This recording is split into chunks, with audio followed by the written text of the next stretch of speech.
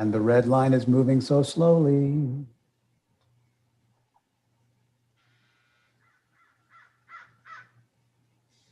Hey, David, when you get a chance, put your mic volume up a little bit, Volume, okay. just a little bit. Let's see there. I can do that. How's that? A little bit better, yeah. Dennis, you've got some good headphones on there. How's my volume coming in? You're coming in fine. I can hear you fine. Okay.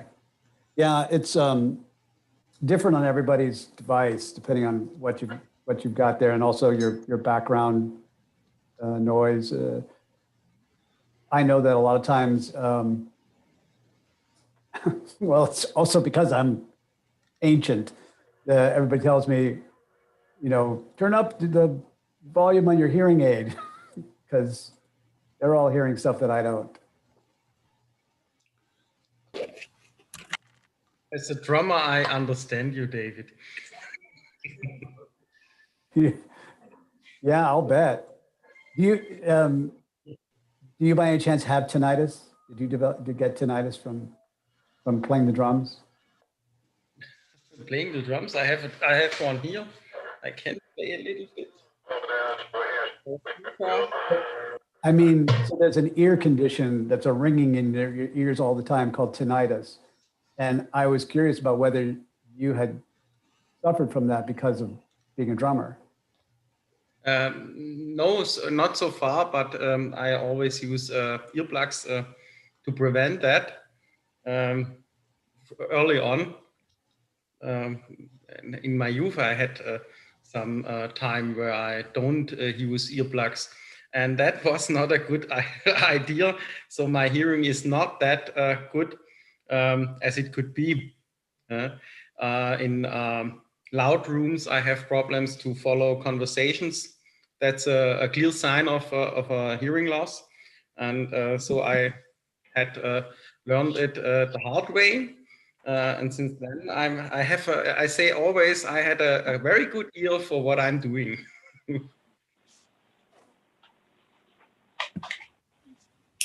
I have that problem in large rooms. I can always hear that people are talking. I just can't tell what they're saying.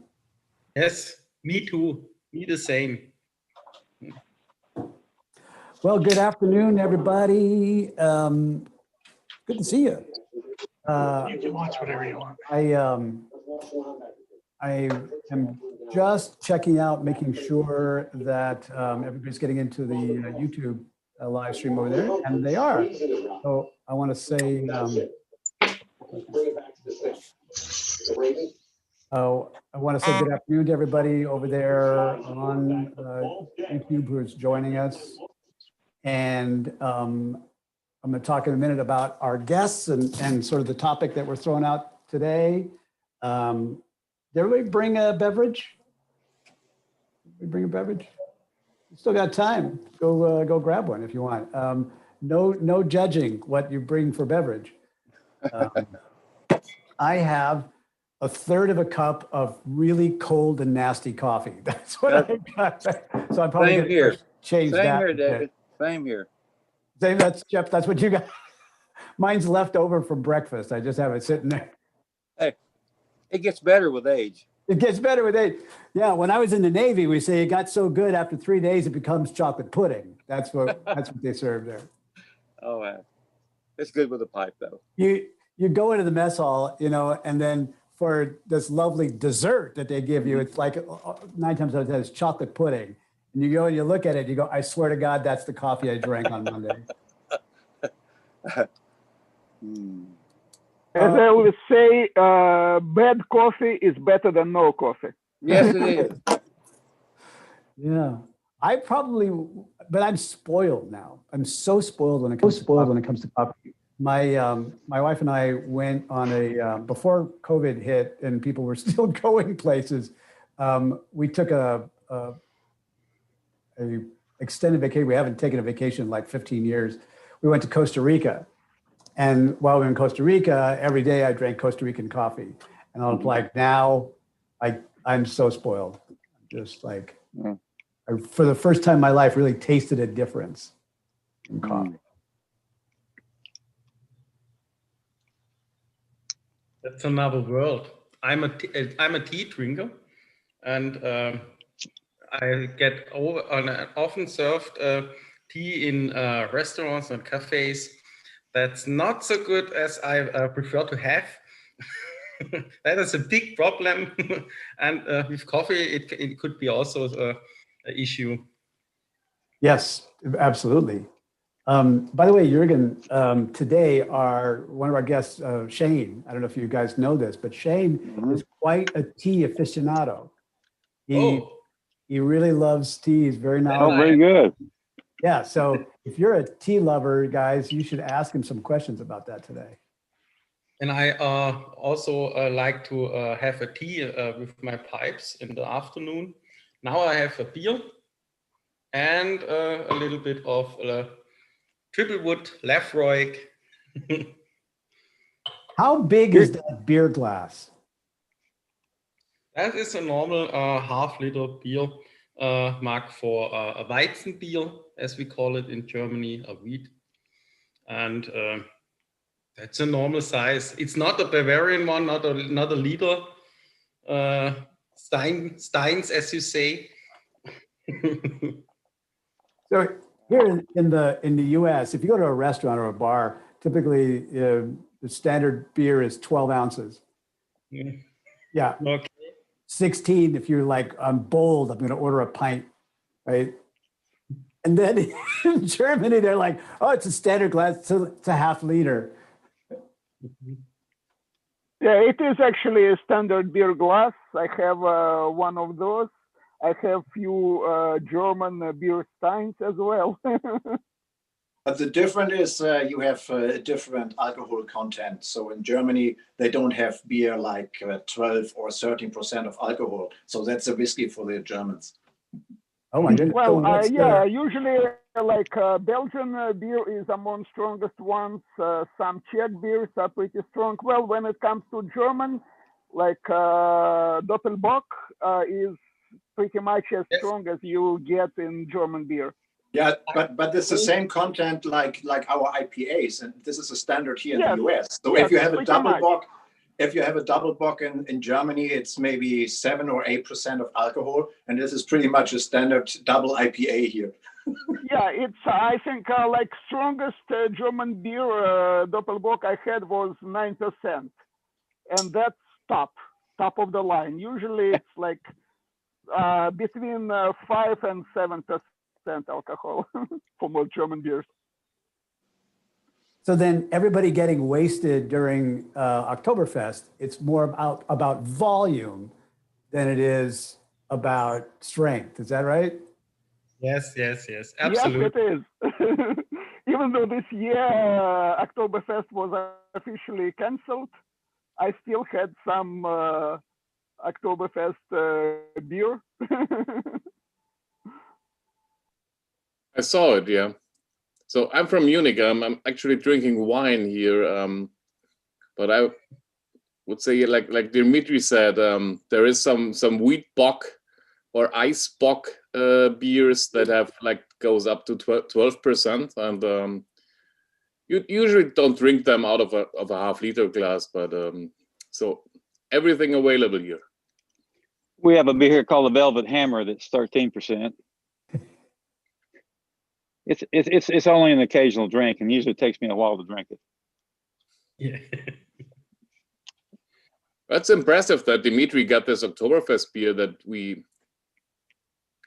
they do some editions, I think, for the US export, but yes, and they actually had it, and it's good as always. And I had it with Quesada Oktoberfest cigars, which were specially created to be paired with the Oktoberfest beer.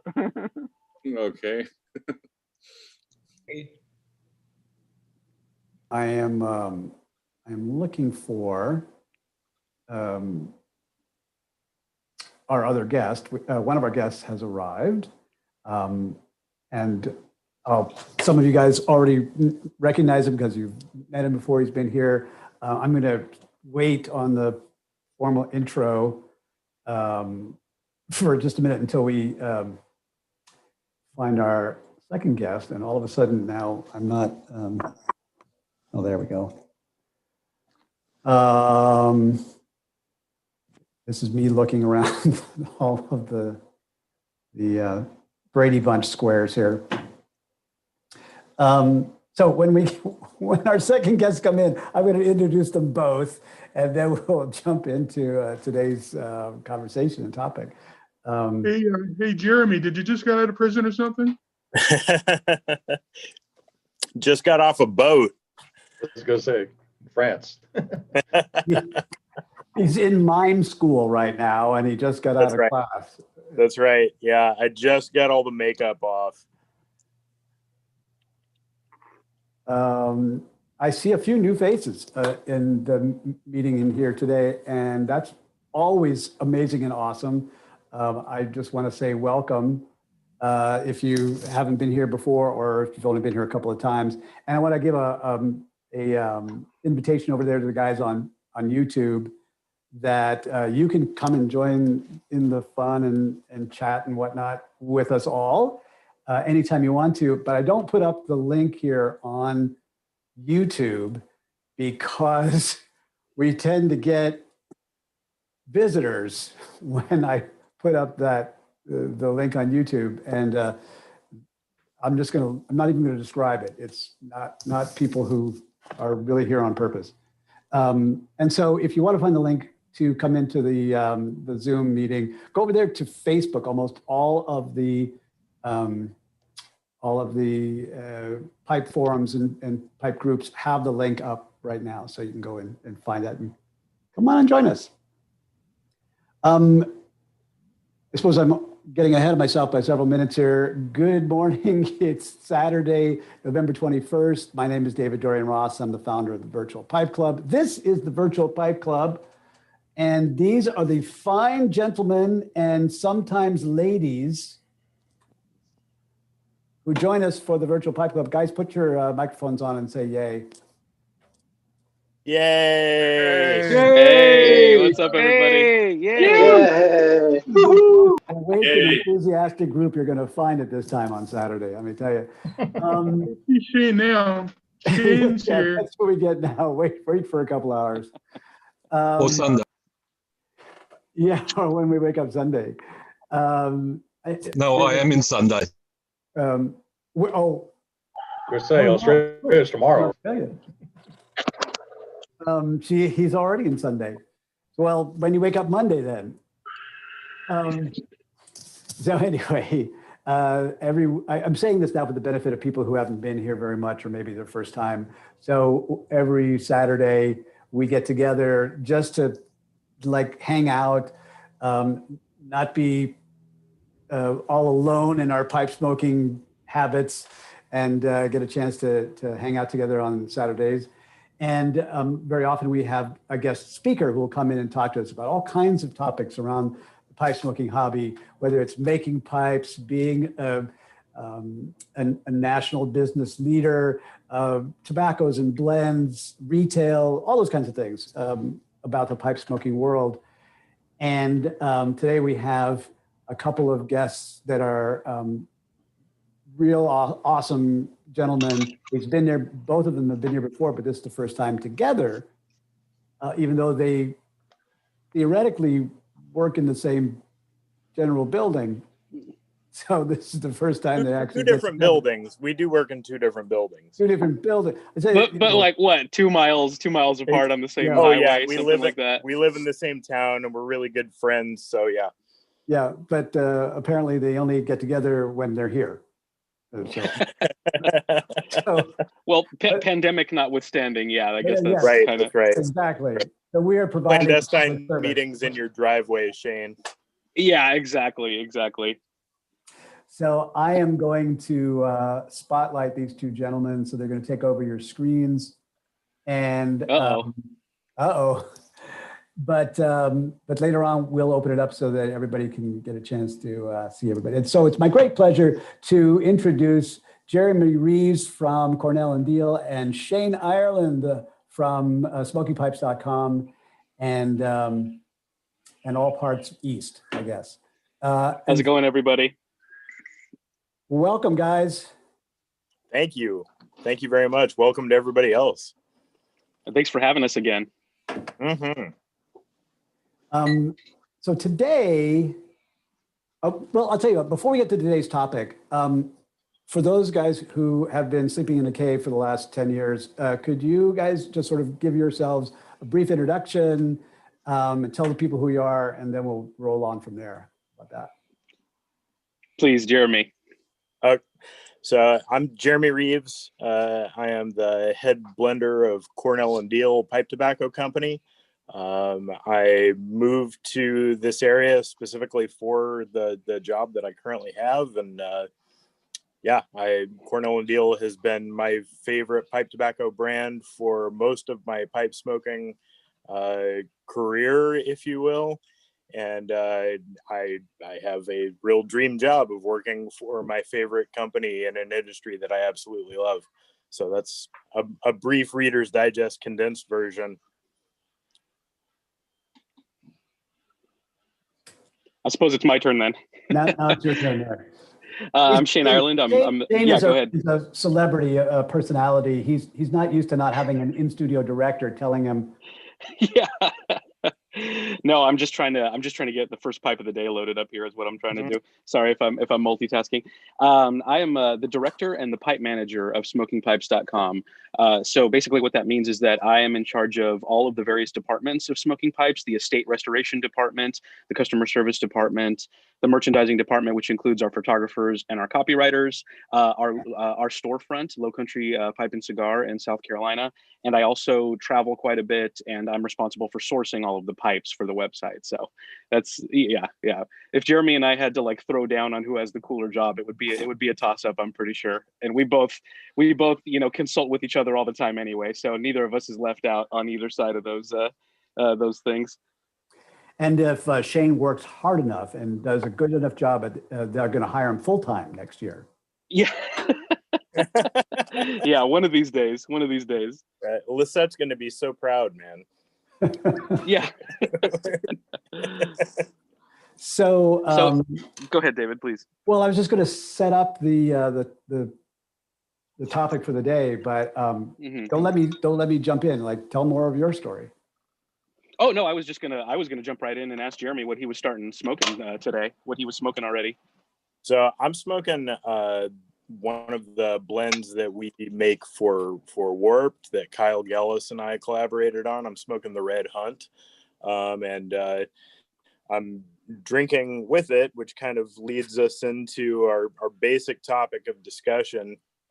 I'm drinking with it a really neat cocktail, of which the name escapes me, but is basically a dark rum apple cider cocktail with ginger beer, like spicy Jamaican style ginger beer, and a little bit of lemon juice and a couple of dashes of Pichel's bitters. What are you smoking, man? So I decided to start, and we'll get into this in just a second. Although I've tried different ways, I've tried starting my day with stronger tobaccos, with milder tobaccos, Englishes versus Virginias, all that kind of stuff. Today I am starting with some Solani 633 Virginia Perique Flake. That's the yellow tin. Yeah. And this is like, it's a benchmark, Virginia Perique blend that's not too heavy on the Perique, but you can still feel it. So cold weather, warm weather, any time of the day, it's one of the Virginia Periques that's a go-to for me and has been for many years. And I am smoking it, contrary to what I'm going to suggest in a little while, with a Elijah Craig barrel proof bourbon. So even though there's quite a bit of sweetness in both of these things, and Jeremy and I will talk about our feelings on the level of sweetness of what you're drinking versus what you're smoking and how they pair and how they don't tend to do well together.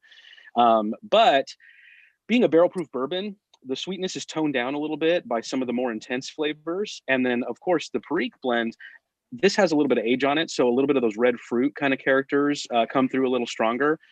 So also the peppery spice. So just to kind of give our little I guess you could say our thesis on pairing tobaccos to alcoholic beverages.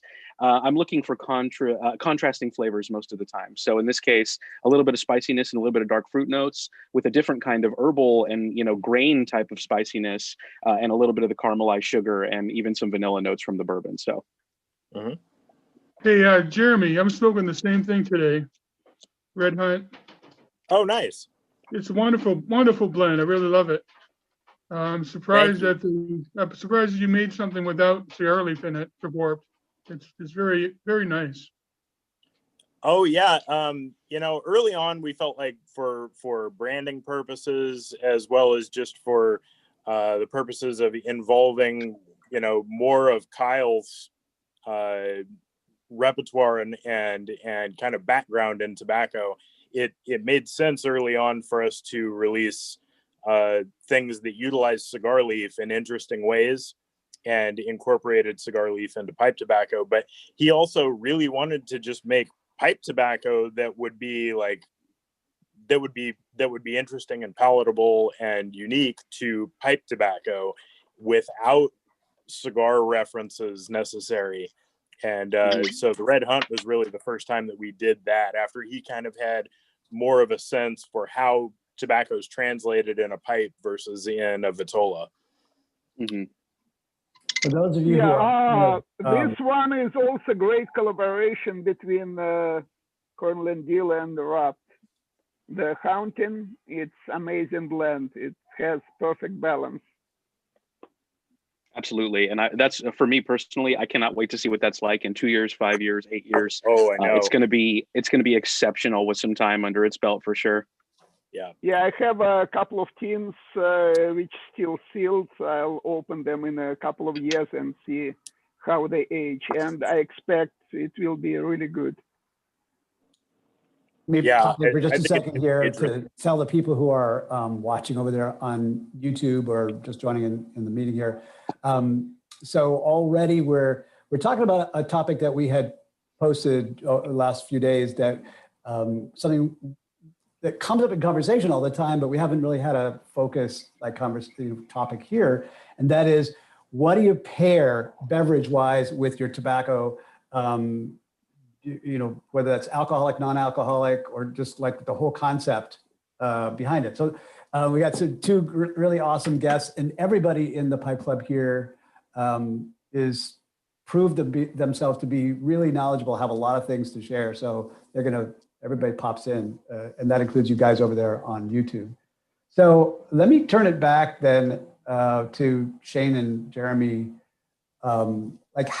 What's square one when we start thinking about pairing? Jeremy, please. To me, square one is really determining what you are in the mood for. And that could be like, I really want bourbon right now, or I really want coffee or tea right now, or whatever. Or that could be like, this is the tin of tobacco that I'm working my way through and that I'm smoking on, or I'm in the mood for this particular thing in my glass jars in my cellar. Whatever, that's your starting point, is like the gut impulse to smoke this specific thing or to drink this specific thing, and then finding the thing that's going to accompany that well is kind of step two. So to me, I think that when I often talk to people about pairing beverages and smoke, and I think also in food, like when people think about like pairing wine with a meal or things, a lot of times there seems to be a focus on trying to find mimicking or similar characteristics between the flavors. You're like, oh, I really love this cigar and it reminds me of apple cider, so I'm going to pair it with apple cider. But while that may be cool to compare the ways that this thing that is not apple cider tastes like apple cider, over the long term, it's really not going to be a very interesting pairing because the interest of the chemical similarities isn't as engaging as finding things that are going to draw out other flavors or things that are going to accentuate the flavor of one and contrast the flavor of the other. So like in the instance of the Red Hunt, which I'm smoking, so Virginia, Oriental, Perique, a very, very, very small amount of a vanilla flavoring. It's got sort of a creamy character. There is a spiciness to it, but it is very subtle. And I really personally like the flavors of cream and red pepper. I really like the flavors of vanilla and lemon. I like those sort of odd contrasts that you don't necessarily expect one with the other, but they draw one another out in interesting ways.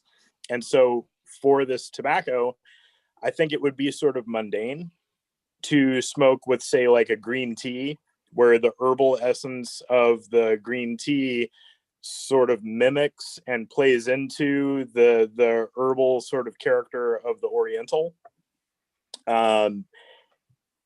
Green tea with lemon would get closer there, like it would be a little bit more of a contrasting flavor because there's not very much tanginess to this. There is a sweetness, but it is subtle and it is toned down, and there's overall more of like a medium bodied sweetness and a very subtle spice and this really clear creamy element. So for me, with the rum accentuating the sweetness and drawing that sweetness out, with the apple cider and the lemon juice taking sort of a tangy character that the tobacco itself does not have, and then with the ginger beer that has a more overt spiciness that can actually bring the spiciness of this tobacco that I like, but is lingering, and in the background it actually draws it out more. I think these two are really, really nice pairings. Right. Jeremy, and just to, oh, go ahead, please. I was going to ask you though, I just want to maybe push a little bit. Would you go so far as to say that if you, in the situation where your beverage is too similar to your tobacco, that the beverage might actually, like, I don't know if prevent is too strong a word, but get in the way of your. Oh, yeah, it can mask it. It can make it so that you really don't experience the full depth of either the beverage or the smoke. I think the most important characteristic that I consider first before I start putting together like contrasting flavors or flavors that are similar but have a little bit more oomph in whether smoke or in drink, one versus the other. The first thing that I really think about is, am I going to be able to taste both of these things? If I'm smoking a really strong tobacco and I'm drinking something that's really, really delicate, that's not going to work because the tobacco is going to knock out the flavor of the drink. And vice versa, if I'm smoking something that has a lot of delicate nuance to it and I'm drinking something like George T. Stagg that is going to just, really make its presence known on my palate in a deep and impacting way, I'm not going to be able to actually taste the smoke over the beverage. So finding comparable strength levels and then building your contrast is important, I think. Right. And just to piggyback on there, I will say that, you know, even though Jeremy and I approach the pairings thing very similarly, if not identically, I have had good experiences with a glass of Lafroig 10 and a relatively strong English mixture. Now, I will say that in the case of that particular pairing, because the Lafroig is so intense and the peatiness, the loamy, smoky character is so intense, I tend to go for something like early morning pipe that's a little more Oriental forward and a little less Latakia forward. So the Latakia is adding creaminess and a little woodiness, which is not getting in the way of the campfire smoke of the Isla whiskey. And the Orientals add a little bit of an earthy flavor, a little umami character, some nuttiness, you know, some of these sort of medium to dark side of the spectrum flavors. And that can be great. Now, I won't say that that's the most interesting pairing I've ever come across, but all that is to say that you can't do this wrong. There is no rules, Right. and So so much of it is that if you're enjoying the experience, then it's a good pairing. What we're really trying to suggest is like giving you some topography and a little bit of a roadmap of like how we approach this journey, which there is no destination or no right way and to maybe just a do. little variety to mix up your thing. Right. But think about like building a cocktail. When you're building a cocktail, you're thinking about like citrus and sugar, salt, bitter and sweet, like these kind of elements. Nobody has. I mean, maybe there are some cocktails out there, and I don't think anybody on this call would be particularly into them. But sugar, sweet juice, sweet liqueur, like no bitters, no citrus, nothing to contrast. You're just talking about candy at that point. Yeah. So now that can be good, and I'm sure guilty pleasure aside, right? Like there's nothing wrong with it. But a real cocktail, like an old fashioned, a Manhattan, a martini, like these are things that are built with different elements that come together, and you have something that's more than the sum of its parts. So back to a really common one, Jeremy, for the tobacco that he's recommending, the Red Hunt, was talking about green tea with lemon. So many smokers out there like to pair coffee with their tobaccos, and I don't know that I've ever personally found a bad pairing of any good tobacco with any decent coffee personally. But you hear a lot of people like Chelsea Morning, Greg Peace. That's been since the release of that tobacco, famously good with a cup of coffee in the morning. And again, I think that's because Chelsea Morning as a blend is not so focused on the sort of salty, woody, smoky character of an English mixture. You have that creaminess, you know what I mean? A little bit of that sweetness, a little bit of a zesty character, not quite citrus, like, slapping you in the face citrus, but a zesty quality. So when you pair that with a coffee, I mean, coffee and cream, right? Coffee with a little bit of sweetness, coffee with a little bit of sugar. And similarly, if you're drinking like a black coffee, an Americano or something like that, a really, really sweet tobacco can be amazing because it just kind of opens up your palate in a different way. And a lot of what would normally be even cloyingly sweet paired with something like a strong, shot of espresso or an Americano or something that doesn't have a lot of sugar and a lot of cream in it already, can give you the best of both worlds. It'll cut the acidity and the bitterness of the coffee just a little bit because of the sweetness, and you'll get a little bit more nuance from both your tobacco, which was overwhelmingly sweet, and your coffee, which may be bitter on its own. So multiple approaches for sure to any kind of a pairing. Sure. Yeah, I definitely don't intend to provide anybody with the sense that there is a one-way approach. And your point, Shane, that if it tastes good to you, then well done. That's exactly the case, and that's why we thought this would be an interesting conversation to have, because it really is the wild west of your palate.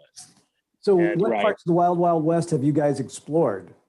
Like, let's talk about some of the different options that you've had in the past. Sure. So you mentioned Lafroig, Shane, and there is a Lafroig cocktail. Both you and I have a real strong affinity for that whiskey. There is a Lafroig cocktail, which normally I would not mess with Lafroig. To me, that is like the golden goose of borderline sacrilegious. Yeah, it's perfect whiskey to me. The Lafroig 10 is just perfect whiskey to me. But something that actually plays into some of the characteristics and flavors that Lafroig has is seaweed. So you've got this sort of briny roasty, smoky element with the whiskey, which on its own really defines a lot of how people think about the taste of that whiskey. But to me, Laphroaig also has floral qualities and these kind of like honeyed heather kind of notes to it. Honestly, as many comparisons as one might make from the aroma alone to an English blend, like you said, Shane, it goes really well with Chelsea Morning because there's so much of a focus on Oriental. And I think the flavor of the whiskey combined with the aroma of the whiskey are what make it really good for bolstering the smoky qualities and sort of the herbal and honey and more complex qualities of Oriental. You know what I mean? But there's this Laphroaig cocktail that's called the Old Man and the Sea, where you add to a neat pour of Laphroaig, you just add a rolled up sheet of nori, of seaweed, with sea salt on it. So it is roasted seaweed with a little bit of oil on it and some sea salt sprinkled on it, and you just drop that into the whiskey, let it infuse for about 5 minutes, and then remove it, and that's the cocktail. And it's brilliant. But you hear seaweed in a cocktail, and it might sound gross or strange, but it really does just sort of draw out more of those iodine-y, briny, roasty, medicinal flavors. Yeah. And I love that cocktail. It's very simple. It's very, there's no flash to it. The outside observer would just think you were sipping whiskey. But it's great, and it goes really well with the same kinds of tobaccos that you might already enjoy with it, whether you're talking about a more medium-bodied Virginia Perique or whether you're talking about a more Oriental forward Latakia mixture, or if you really want to like drive home those smoky flavors, something that's a lot more heavy in Latakia would still work with that tobacco. I mean, with that drink rather. I want to jump in for just a second because we have a bunch of questions coming up over on the YouTube channel, and I think just because we're all over the place. First of all, a lot of people are asking, are we only going to talk about alcoholic beverages? And that's not our intention. It's just a fun place to start. And a lot of people do, grab a pint or a glass or a mug or a snifter. So we started off with that, but we're going to talk about non-alcoholic beverages as well. Sure. Then one person, I'm OCD, I'm highly safety conscious kind of dude. The people are asking about the safety, I guess, or the wisdom of mixing alcohol and tobacco together. And I want to say that none of us in the meeting here, this is a social club. None of us are doctors or experts in that at all. Might have some opinions, might have some old man wisdom about that, but you probably have figured that out from common sense too. We do have Simon from over across the pond with London Calling does have a specific alcohol related question that I thought our two guys here would be great to answer this question about the chemistry of alcohol entering the mouth and then sort of stripping away the mucus or whatever is in there that sort of coats your palate normally, and what that might do to then the flavors of the tobacco. Now, I think in a way, these guys have already answered that with just describing taste, but maybe from a chemical point of view, could you talk about that? Jeremy, I'll leave the chemical piece to you, but just generally, real quick, the truth is that in terms of any experience that you're having, whether it's a meal, a drink, a smoke, any of that. There's so many variables. Sorry about that, guys. So many variables, and any little change, in what you ate and what you're pairing alongside another thing, it affects everything that you're doing. So introducing any new element into your smoke, whether it's tea, coffee, fresh air versus being inside, the way you've packed it, what you ate that morning, like these are all factors that are going to change your palate and the way that you perceive a lot of these flavors. So chemically, I mean, I'll let Jeremy speak to some of the more practical things here, but really there's just so much going on, and so many different reactions and so many different factors at play, that it's really hard to pin it down to like an exact, if you drink X, Y happens kind of a thing. Yeah, I've never taken the time to apply my microscope to my mouth to really right. what was going on a molecular level here. Obviously I'm smoking tobacco, which means that I am taking a certain amount of risk that I'm comfortable with. I'm drinking alcohol, which also comes with a certain amount of risk, again, that I'm personally comfortable with, and ultimately I'm relying on my senses to tell me, hey, that's a bad idea, or no, that's not a bad idea. And maybe that's not cautious enough. And we'll learn about all that at my funeral, I guess. But we're also not the first two guys to pair alcohol and tobacco. No, definitely. I can one more also thing. elaborate on that question. I actually have some experience with pairing of tobacco and cigars with the different beverages, both alcoholic and non-alcoholic.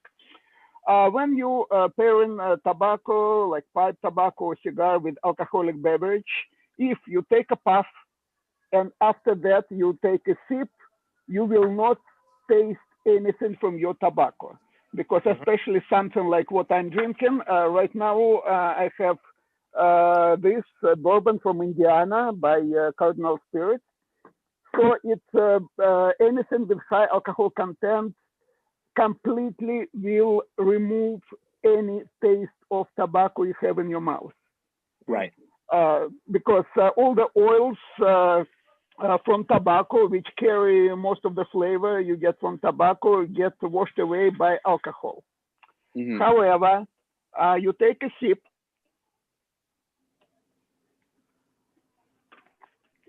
tilt your head back, let alcohol cover your whole mouth. You might even exhale through your nose while you still have that alcohol in your mouth. After that, you take a puff and you can feel layers of different flavors, layers of flavor from tobacco coming over flavor of your beverage. Dimitri, that's a really good point. And actually, you kind of beat me to it. One thing that I was going to say, and this is my personal experience, I have no idea the science behind it. If there is any, I mean, probably not. But the point is, nobody's researched these sorts of things. Alcohol is often used in both food and in tobacco as a carrier of flavor. So there's a reason that there's a little bit of alcohol in a lot of toppings and casings that are applied to tobacco, because it actually helps carry a lot of the flavor compounds over to the leaf and absorb them and then evaporate away. So it stands to reason that, again, a little bit of alcohol on your palate, not in the same way as a palate cleanser would, it sort of prepares you and opens up your senses. Just the way that it perks you up, just your spirits, I guess I was going to say, but the way that it perks you up, a brisk sip of alcohol tends to awaken your senses, your olfactory senses, your taste buds, and it prepares you for picking up nuance. Same thing too. That's why aperitifs are a thing, right? Like, yes, there's digestifs, but having a nice drink before your meal can set the stage in the same way that an amuse-bouche can set the stage for a meal. Now, on the other side of that, if you've been to tastings of any kind, bitter chocolate and coffee beans are staples as palate cleansers to wash away flavors that are already there, not necessarily to prepare you, but to clean the palate. Sniffing coffee beans, a little bit of bitter chocolate in the mouth. And my personal experience is that, again, a dark coffee, a black coffee, an Americano, it must be the bitter and the bitter quality and the acidity, but I tend to, if I need a reset of my palate, coffee helps quite a bit. So some of those principles that can be applied to like food tastings and wine pairings and all that kind of stuff, you can think the same way about them when you're thinking about like a tea or a coffee or any other kind of a beverage. I agree. Well, actually, those who write like reviews of cigars, what they do it for living, like people from Cigar Aficionado, they sometimes have to like write review of like 5, 6 cigars in one day. What they do after they smoke one cigar, they drink some black coffee, unsweetened black coffee, wait a few minutes, like 15, 20 minutes, have some water, and then they smoke cigar. And that actually helps to clean the palate. It's like perfect. Also, I totally agree with you. I never found any tobacco which wouldn't go well with coffee. Also, back in 1980s, there was a study in Europe that showed that tobacco and coffee actually go very well together for one of very interesting reasons. Chemicals in coffee reduce negative effects of nicotine. Chemicals in tobacco reduce negative effects of caffeine. Interesting. That's very interesting. That is. I've also had really good experience using club soda as a palate cleanser. You know, the commercials on TV for the bathroom cleaning spray, the scrubbing bubbles. But the function of effervescence in your beverage can a lot of times actually help to break up the buildup of oils and solids that get stuck in your saliva and kind of coat your palate. And so it works really well for me as a palate cleanser. If I want to get back to a neutral palate, get back to a clean palate, actually, you know, sipping a little bit of club soda and swishing it around in my mouth helps a lot to get rid of some of those like coating oils and residual flavors. Exactly. Club soda, seltzer, or even beer. But light beer, not a dark beer. Light beer works very well, And I do want to circle back to beer eventually, just because the possibilities are endless. But yeah, well, let's jump there now. Let's talk about beer. Sure. You brought it up, Shane. It's your go. I was going to say the same thing about a lighter beer. I think if you're looking for versatility, you know, something that is refreshing and almost a bit of a palate cleanser, then a really light lager or a pilsner is a great place to start. You know, something that also too, the malty characters and the reduced hoppiness tend to complement flavors that are both sweet and a little smoky and a little woody. So that's my personal, like, every day, regardless of what I'm smoking, I'm usually never going to have a bad experience with a nice pilsner and a tobacco of any kind. But I have had some success, and I was hoping Jeremy could weigh in here too, pairing some sweeter, naturally sweet Virginia tobaccos with very intense IPAs, and also pairing some more of the, and this is it seems like it would make sense on paper, but if you're talking about like coffee stouts or the stuff that has those peanut butter notes, intense creaminess, a lot of sweetness, a lot of hazelnut, these kind of flavors, pairing that with a medium English actually works out really well too. And again, I think some of that is the malty character versus the hoppy character, but generally speaking, those are what I tend to go for when I'm drinking beer and smoking a pipe. Yeah, I find that something like dark beers, like port or stout, usually go very well with the English tobaccos. They complement that smoky flavor of Latakia, that added sweetness from the beer, and that malty flavor goes very well with English tobaccos. I agree.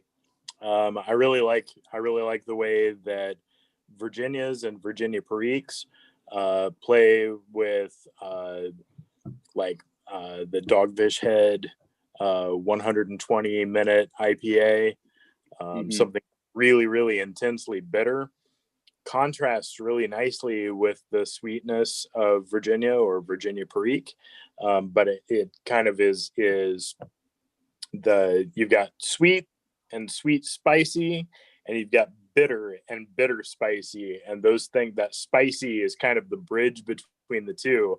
that helps you Right. draw out some of the really interesting rye notes and things that you can get from Virginia, and helps you to find some of the more hidden or reduced sweetness in the beer as well. I agree with you, Dimitri, that that stouts really lend themselves to Latakia and Latakia Oriental mixtures. I also think that particularly bold burley blends actually do really well with like red ales and things that sort of ride the line between overt bitterness and overt creaminess. Yes, especially if it's burley with some dark fight in it. A little bit of that savory actually, character, yes, I learned a lot about pairing from Michael Herklat. He's a true expert on pairing wine with cigars and whiskey with cigars. And what I learned from him, like tobacco, pipe tobacco or cigar, it's a finished product. It's supposed to be well balanced. The beverage also well balanced. So when they come together, if you get some flavor which you cannot find either in tobacco or in beverage, when it creates new flavor, that's what makes perfect pairing. How about eggnog? Eggnog. It's the time of the year. I had eggnog with McClellan Christmas cheer, old McClellan Christmas cheer, which is naturally sweet, has some spiciness, but not a lot, and that dry fruit flavor of aged red Virginia, and that actually goes very well with eggnog. Also, some English tobaccos, not too heavy on Latakia, with a good amount of Virginia, with good amount of sweetness. They also, in my opinion, at least for me, they go well with eggnog. Good. I bet the Red Yes, Hunt would be a good eggnog smoke. Yeah, probably. I want to throw in a question from the YouTube group here. They're watching and really getting a kick out of it. But in fact, one of the first questions or comments that came up was, I'm so glad to see the two guys who take most of my money. Thank you for being here. So I had a question about a really, depending on who you are and how much you've smoked of it, I guess, pretty strong tobacco, and that's the new HH Rustica. What's a beverage you would tend to go towards for a strong smoke like that? Rum, dark rum or bourbon. That probably will be the best. Yeah, I agree. And also I'm gonna go with coffee. That's the first thing that I thought of when I smoked that. Yeah, coffee is pretty much perfect pairing for any tobacco. Yeah. Yeah, one of the guys over here said he paired his Rustica with Dead Man's Finger Cornish spiced rum. Man's Finger. That sounds about right. Interesting. Yeah. Is that like instead of the worm in the bottle, you have a Dead Man's Finger? Right, but you had to drop. Find us at the gift shop at Pirates of the Caribbean at Disneyland. Barrel.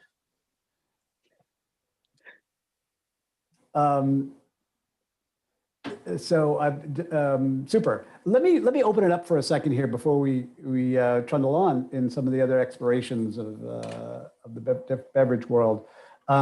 Guys in the group here, you've been, as per usual, so gracious and well mannered to let these guys just rattle on. But ask some questions. Throw it out there. I'm not in charge of the microphones. You can turn your mics on and just belt out a question for these guys. Hey, Jeremy, I really like the Red Hunt with Dr. Pepper. Nice. Yeah, I think a lot of the same things that would make Dr. Pepper a good pairing are also things that are common with the cocktail that I'm actually pairing it with. That's perfect. Yeah, Dr. Pepper or even a regular Coca-Cola, preferably not from the United States, but European or Mexican, which made with sugar cane, not with corn syrup. Absolutely. Have you ever tried Dr. Pepper where you actually heated it up and added a little squeeze of lemon juice? Yeah. I really love it. It sounds crazy, but my mom actually experienced this from her grandmother when she was a child, and it was something that she would actually drink in the evening time, like a heated up Dr. Pepper, like just throw it in the microwave. So you don't want to lose all of the effervescence, but it kind of tones it down. Think like a nitro stout. That sort of like, reduced effervescent quality, and just a spritz of lemon juice, and man, what a great drink. And that's a fun way to play with Dr. Pepper if you like Dr. Pepper. That was actually there was a commercial, Dr. Pepper commercial in the 70s with that. It was about this explorer going up to the Antarctic. His name was Lars, and he's taking his Dr. Pepper and said, "Lars, what are you doing?" "I'm taking my Dr. Pepper to Antarctica." They thought, "Oh, he's going crazy." And he goes, "Oh, Dr. Pepper with lemon." That's exactly what he was doing. Mm-hmm. I had a question for Jeremy. One of my favorite Cornell and Deal blends is Nutty Irishman, and I was wondering if you had something you thought would go good with that. With Nutty Irishman, I would first, the first thing that pops to my mind again is coffee. It's sort of like an Irish coffee, but without the added whiskey and hazelnut flavoring to the coffee. Rather, you're letting the flavors of the hazelnut and the whiskey come from your tobacco, and that'd be a really nice way to enjoy Nutty Irishman. Another one that comes to mind to me would be a rye whiskey. Because Nutty Irishman on its own has a lot of really interesting, sweet, sort of candied kind of character to it, and you've got walnut and chocolate and things. But the rye whiskey is going to have some interesting sort of like dill pickle and more herbal kind of flavors to it, still with some sweetness. But it will add spiciness to the mix and effervescence to the mix that will make an interesting pairing, I think. Yes, rye has spiciness. Well, most rye whiskey have actually a lot more spiciness than Scotch or Bourbon, and they go very well with something sweeter.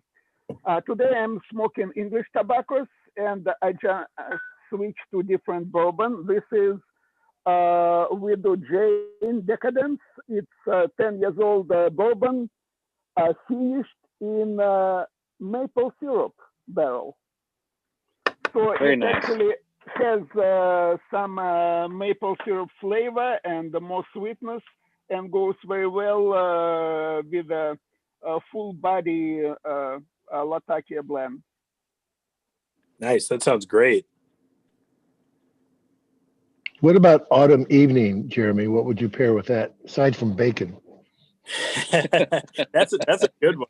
Autumn evening and bacon really would go well together. Everything goes well with bacon. Bacon old fashioned. Yep, absolutely. An old fashioned would be really nice. And yeah, if you wanted to infuse your bourbon with some bacon, take a pound of bacon and cook it, and then throw it in bourbon and put it in a container and stick that in your fridge for about a week. And then you'll have all of the congealed fat from the bacon rise to the top. Just scrape that off, and then you've got bacon infused bourbon that you can use to make a really, really nice old fashioned that's going to have some sort of smoky, salty character that plays really nicely with the orange peel, plays really nicely with the bitters and the brown sugar that you're going to add to make your old fashioned, and the orange juice.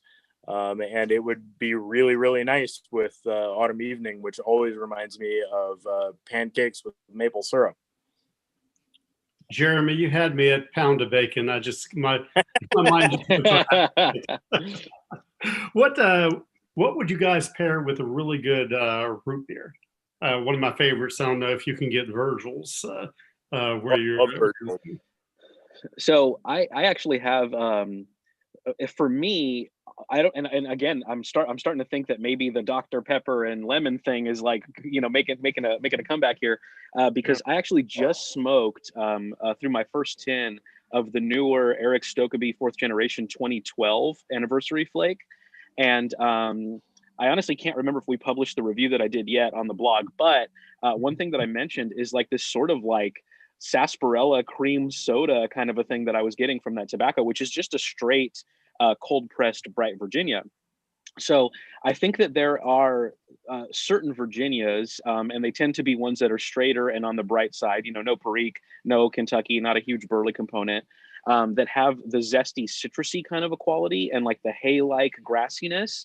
When I pair those with a sweeter soda or a root beer, which I've done, I tend to get some of the like warming spices, you know what I mean? A little bit of the clovey kind of a flavor, a little bit of like a vanilla bean rather than like a really sweet French vanilla kind of a, ice cream type of a vanilla flavor. So I think that a root beer is strong enough in flavor to hold up really well to like a medium English mixture. But for me, I think the zesty and grassy and herbal like quality of a brighter Virginia flake is really going to like amp up those flavors and really subdue a tiny bit of the sweetness so that you can taste a lot of the spices and root that go into the actual flavor of like a root beer. Yeah, some aged Canadian Virginia. Yeah, absolutely. Yep. I mean, honestly, probably even Sun Bear would be really interesting. Oh yeah. Yeah. Yeah, absolutely. Like a really more floral and honey like kind of a Virginia. I also really like Sun Bear with green tea, and just a little bit of honey in the green tea, but a lot of the herbescence and the subtlety of the green tea works really well. So I would think that anything that had some of those qualities would work really nicely, either with Sun Bear, or if you're talking about those qualities in a beverage, whatever you're smoking with, you just want some contrast, or I would want some contrast in the kinds of herbal qualities. And with root beer, you've got anise, and you've got cola nut, and you've got all of these different roots and spices and things that come together to make root beer. So there's a lot to play with there. And obviously none of those things are literally in the tobacco that you're smoking. You're just finding common or contrasting flavor characteristics. So root beer would be a great pairing for a lot of different kinds of tobaccos, I would think. Right.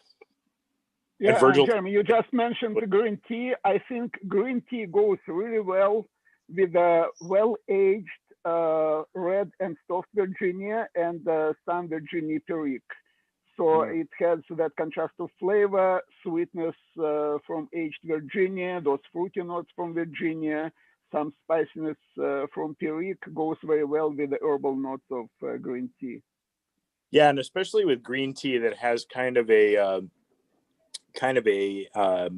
mouth drying character. Yes. Because pretty much similar to oriental tobaccos. Yes, like when you smoke straight oriental, it dries your mouth. Same with the green tea.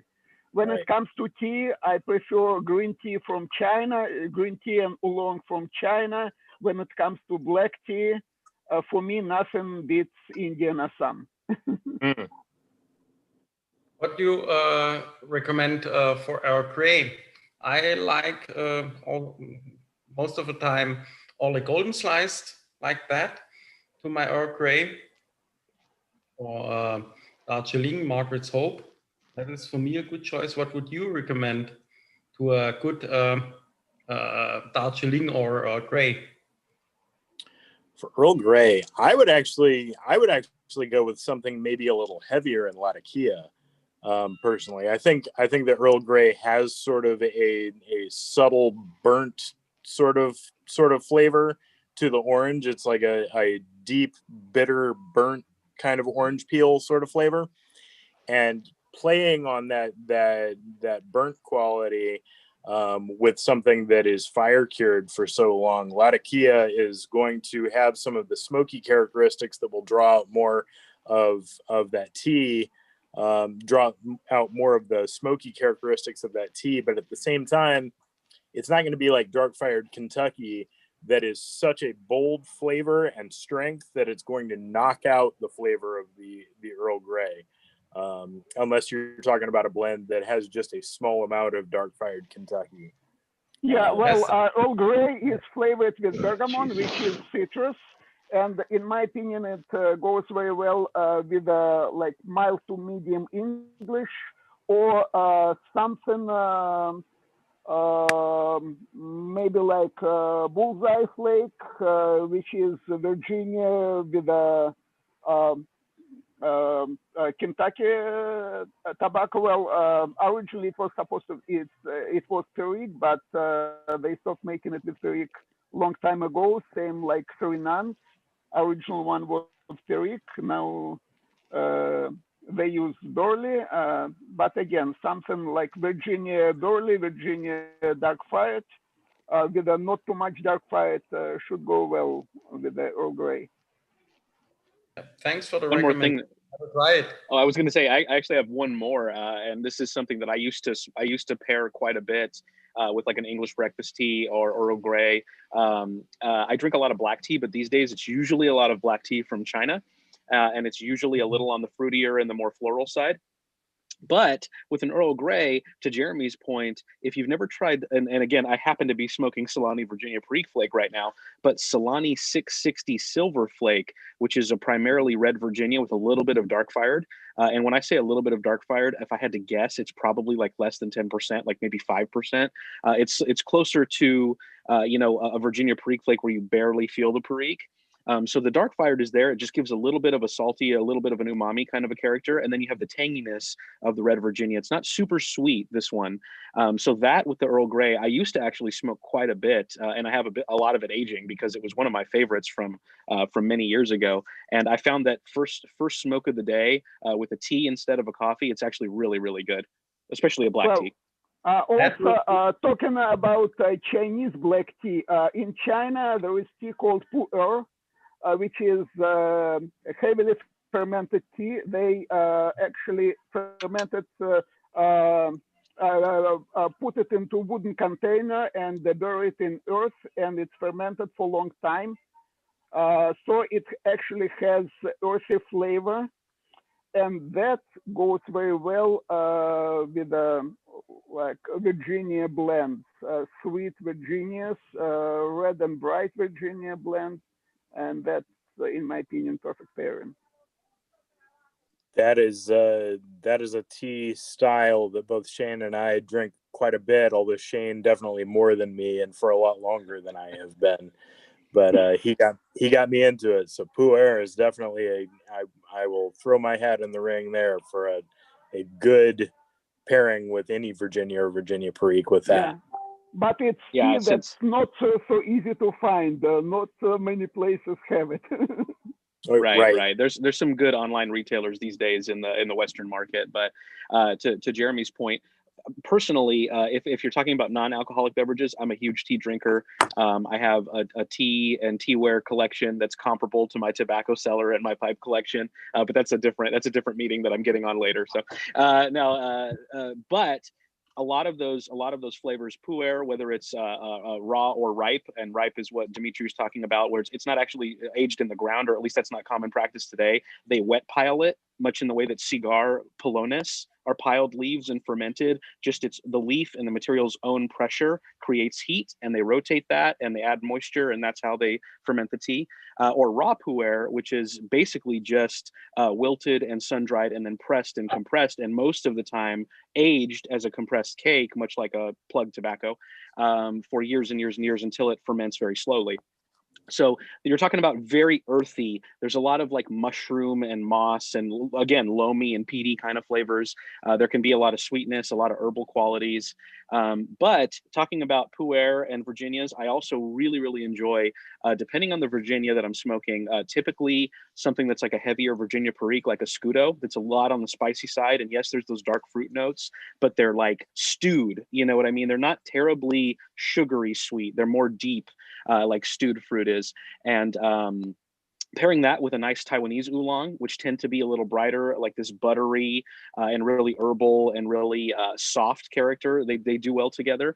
And lately, I would say for the past year or so, I've been doing a lot of rock tea, a lot of yancha, which is a particular type of oolong from China, which is a lot, again, heavily charcoal roasted. So these are really, really, it's a lot closer to a traditional lapsang black tea than it is to something like a green tea. So there is some sweetness to it. There's a lot of floral qualities, and there's a lot of this roasted and sort of nutty charcoal kind of a character, and that tends to go well with really bright and really citrusy and lightly sweet Virginias and Periques that have just a touch of Perique. And two things I tend to do a lot. It's like based on what you talked earlier about pairing and tasting different things. I drink a lot of ginger water, either green ginger or black one, with honey sometimes, no sugar, just because it cleans the palate all the time, constantly throughout the smoke. So if you're smoking like a Virginia or a vapor with Orientals, it helps you notice the different ones. And the other one that helps a lot, mostly with Orientals, it's the chai tea. I tried the 7 layers chai tea. That's amazing how it cleans your palate all the time, constantly. And it makes you notice the Oriental forward much more than any other tea. That's really interesting too, because the chai spices, again, like you see these common flavors in a lot of teas, even some beers, but definitely in the like bourbon and rye whiskey and even rum sometimes, and tobacco. Like we talk a lot about the warming spices, allspice and clove and cinnamon, nutmeg, these sorts of things. And there's a lot about a chai tea that has a similar but still contrasting flavors with some of those tobaccos that have the same quality. I'll have to try that actually. I've never tried that before. Also, there is a question. People probably did the basic apple and cinnamon. That's another one to like straightforward the Orientals on the smoke. That was exactly the question that just came up on YouTube, David. Somebody was asking about cinnamon tea or fruity flavored teas, so they're not really, here's my snob face. See my snob face? That's not real tea, by the way. I'm glad people drink it. It's all right. So, David, you would recommend some heavier Orientals with a tea like that? Is that what you're recommending? Yeah, definitely. If you want to make a difference between Janice or Drama, these ones clean your palate and make you try this one. Or what Shane was saying earlier, like if you're trying the Dark Fire, it's 5%, 7% of Dark Fire. It's gonna make everything creamier too, in a round. One other thing just occurred to me. Yes, heavy Oriental or burley, like something with a lot of burley that will go well with the chai tea as well.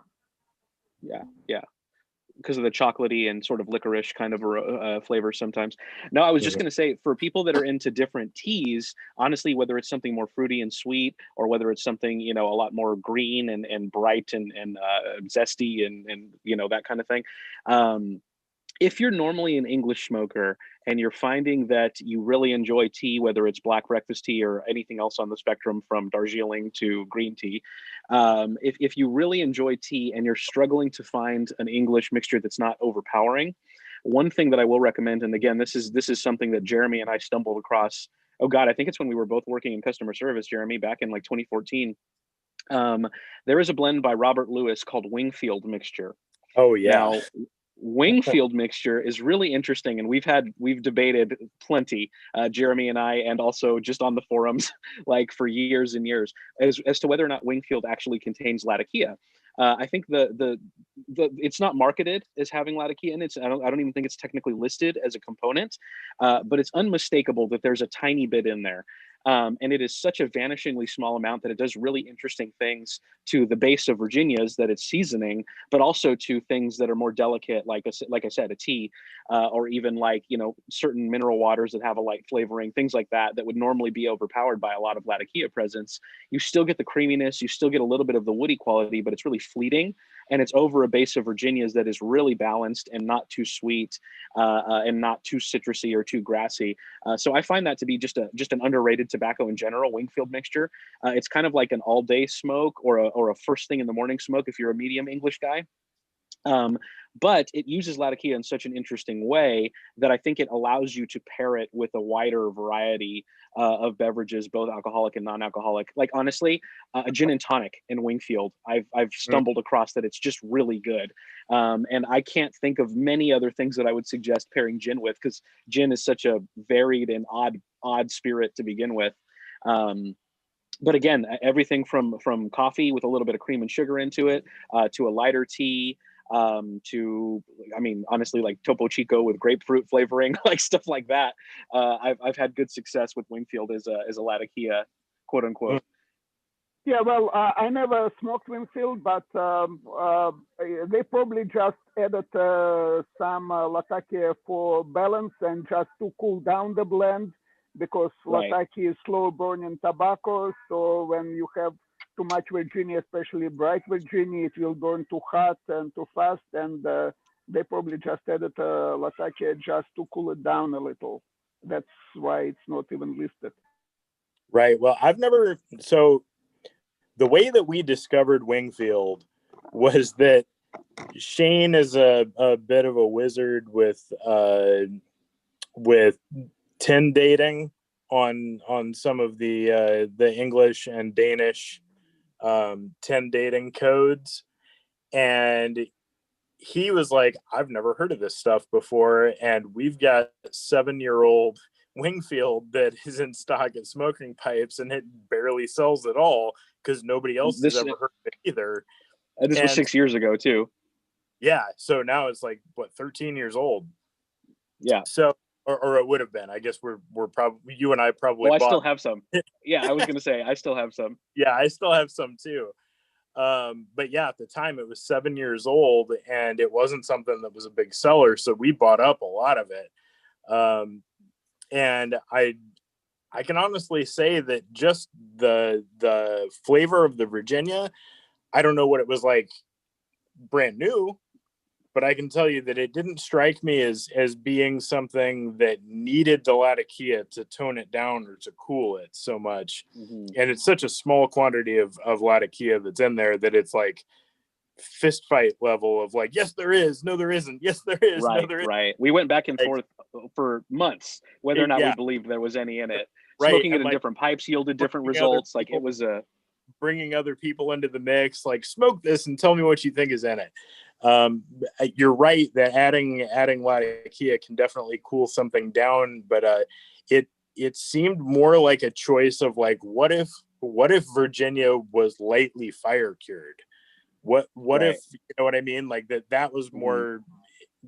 That was more maybe what they were going for, because it's such a tiny amount that if there was tongue bite issues from the Virginia, that level of Latakia I wouldn't think would mitigate it much.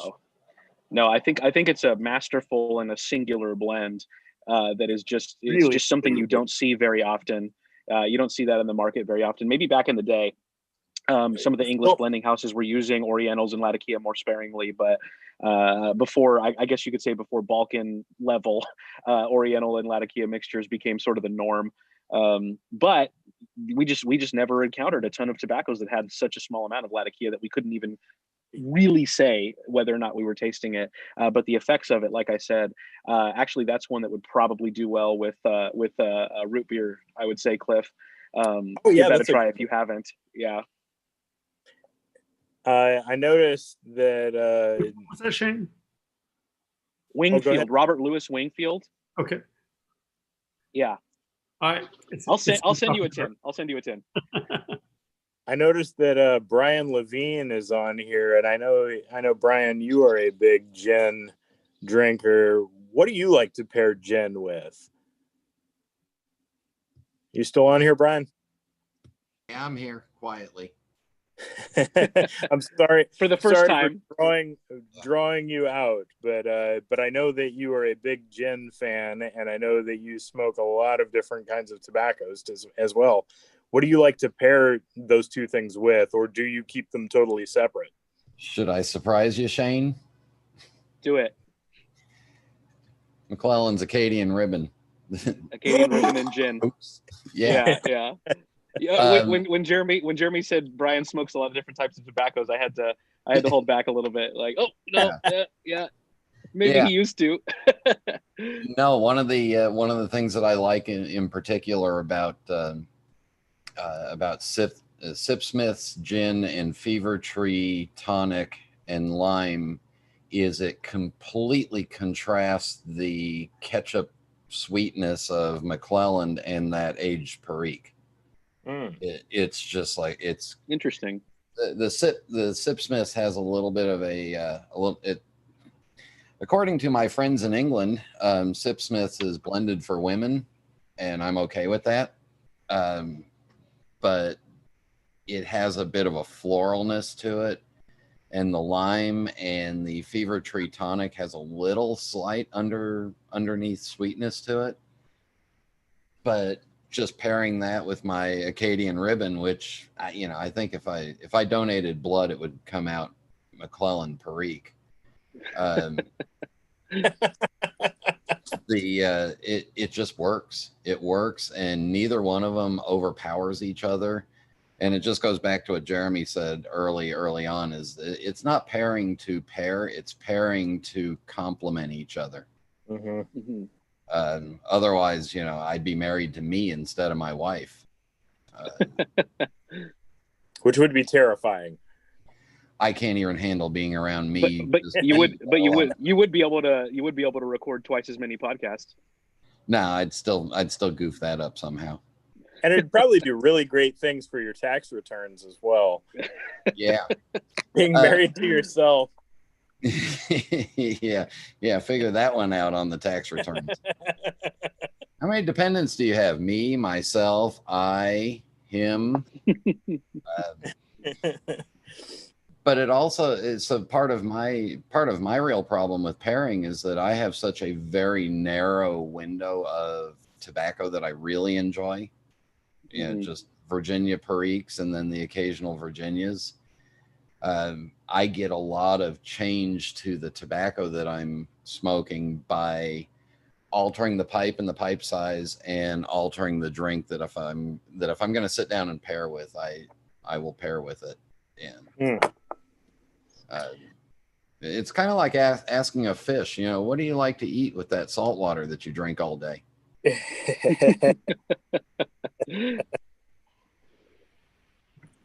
What about Bayou Morning? I like Bayou Morning with bourbon, and that's a stout enough tobacco that I will actually go more with a really, really strong, heavier barrel proof. Yeah, absolutely. Like, what about non-alcoholic?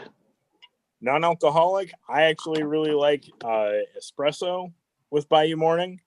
And I think that would actually go nicely with something like Virgil's root beer as well. That's got a really robust sort of creamy quality, not to the flavor, but to the texture of the drink itself. Virgil's is, if you haven't had Virgil's, it's very palate coating. And I think that Bayou Morning is stout enough to stand up to that. A lot of tobaccos would get lost in that. Yeah. I would also suggest an espresso with some sugar or a Cuban cafecito, which is pretty common. I mean, like espresso and Toscano cigars, amazing pairing. Really, really love that. And I borrowed that one from all my friends in Italy, of course, because that's kind of all I drink and smoke when I'm over there several times a year. And then similarly, the cafecito and like a fuller bodied cigar is a pretty, common pairing.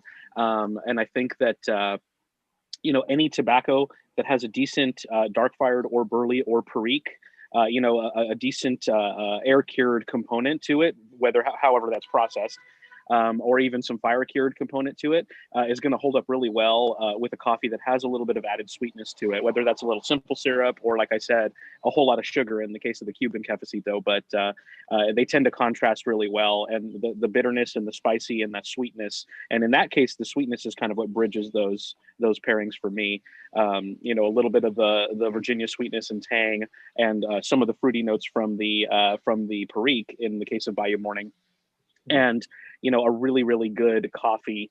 Oops, pardon me, guys. You're back. Sorry, I wasn't sure if I lost connection there. I think yeah.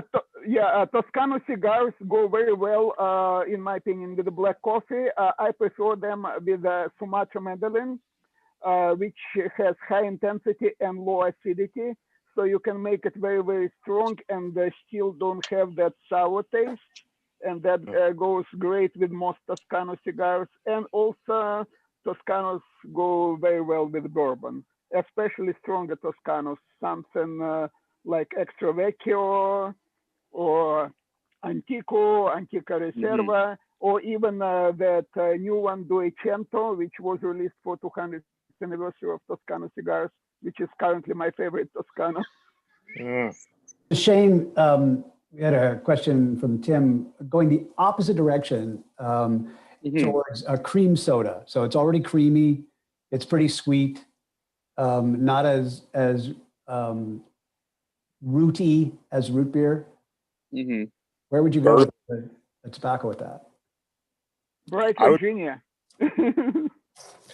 I would be going early personally. I was gonna say dark fired Kentucky, something with a dark fired component. I actually think that, and this isn't something I've tried, but I got to be honest, right now I'm thinking a lot more about pairings that I haven't tried than I have thought about for quite some time. Only because all of us, we tend to get in a rut and, smoke and drink the same things that we enjoy, and maybe not do a ton of experimenting outside of certain periods. But talking about the Red Hunt earlier with Warped, I actually think that King Stride, which is a beefier, earthier, darker experience, might go interestingly with a cream soda or something that's along those lines, like something that's creamy and sweet.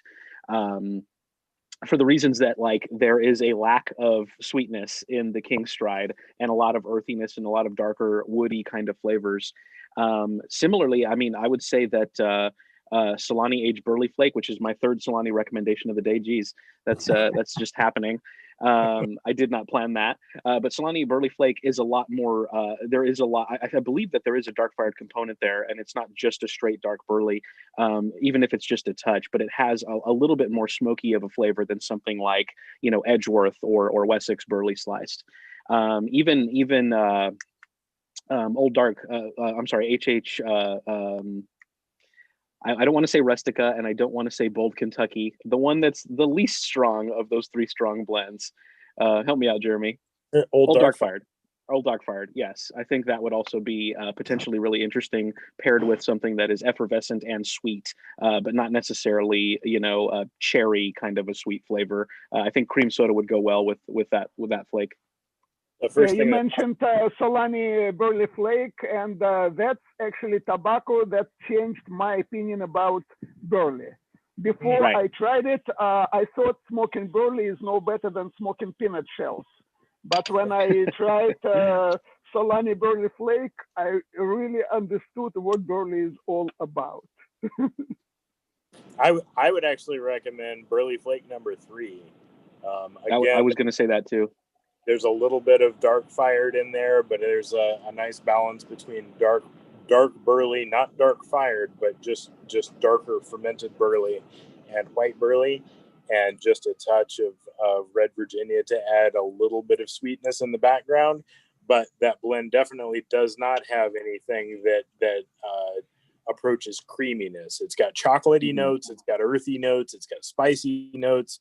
It's got hickory kind of smoky notes, and your cream soda would be a really nice complementary flavor to all of those things, and work well together to create. Because that's the other thing is, like, it's not like this flavor and this flavor, it's like the way that the two converge on your palate that is really what pairing is all about. You're creating an entirely new flavor that neither the manufacturer of your beverage or of your tobacco intended for their product. You're actually taking a unique involvement in your flavor experience of both by creating something that could not be predicted by either of the manufacturers of the two different components in your experiment.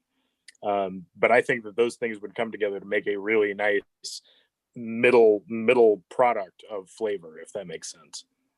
Will you say the same thing for all your crans? For Old Joe Krantz? Yes, absolutely. There's no dark fired in Old Joe Krantz, Correct. but That's why.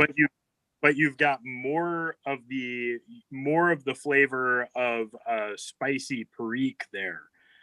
There's a lot more Perique present in Old Joe Krantz than is used in a lot of blends that we use Perique in. And then you've got a heavier hand of both the Red Virginia compared to the Burley Flake number 3, and a heavier hand of dark Burley compared to Burley Flake number 3. So that would be another one that would be a different experience, but I think that some of the similar characteristics of Old Joe Krantz would play nicely with cream soda. Thank you. Yeah. This is a good moment, I think, to I didn't want to leave today without talking to you guys about a different topic. Okay. So I think, first of all, that was brilliant.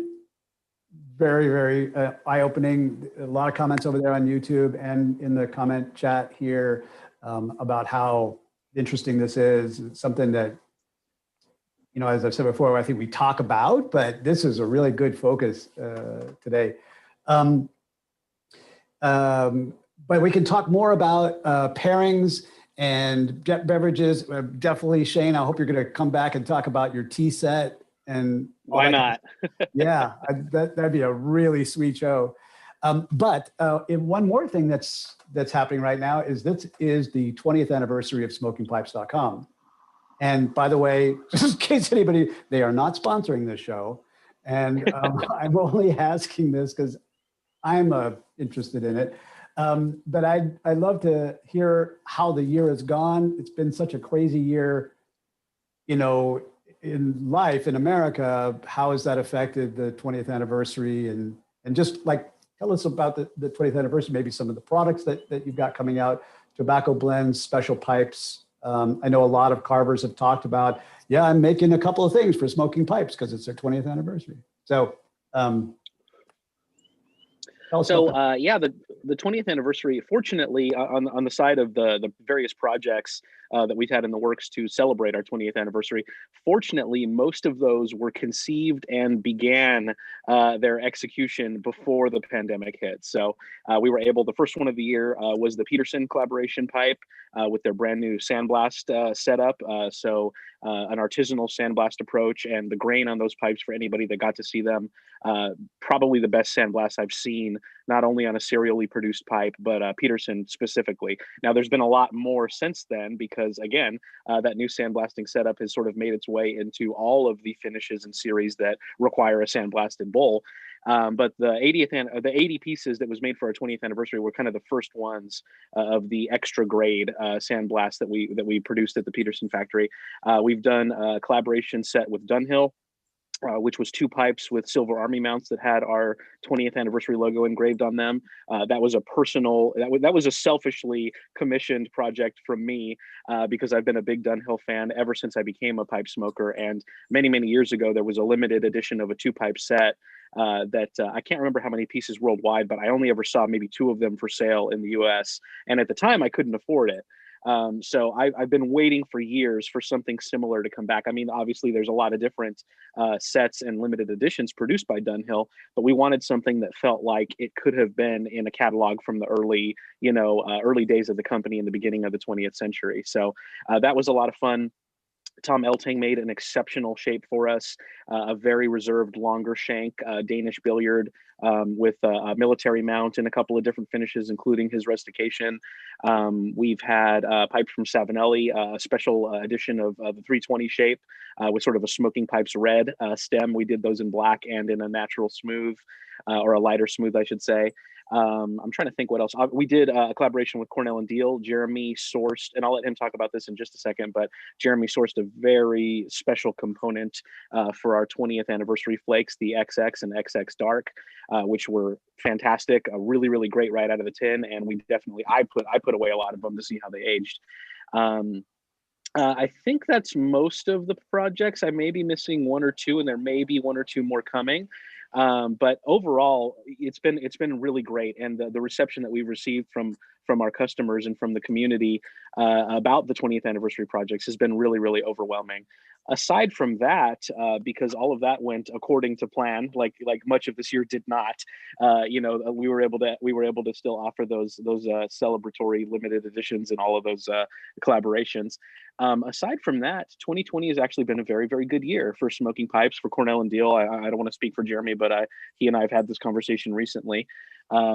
We're very fortunate because earlier on, I think like everybody out there, we were concerned what the rest of this year would look like. And fortunately, it's been a year of growth for us.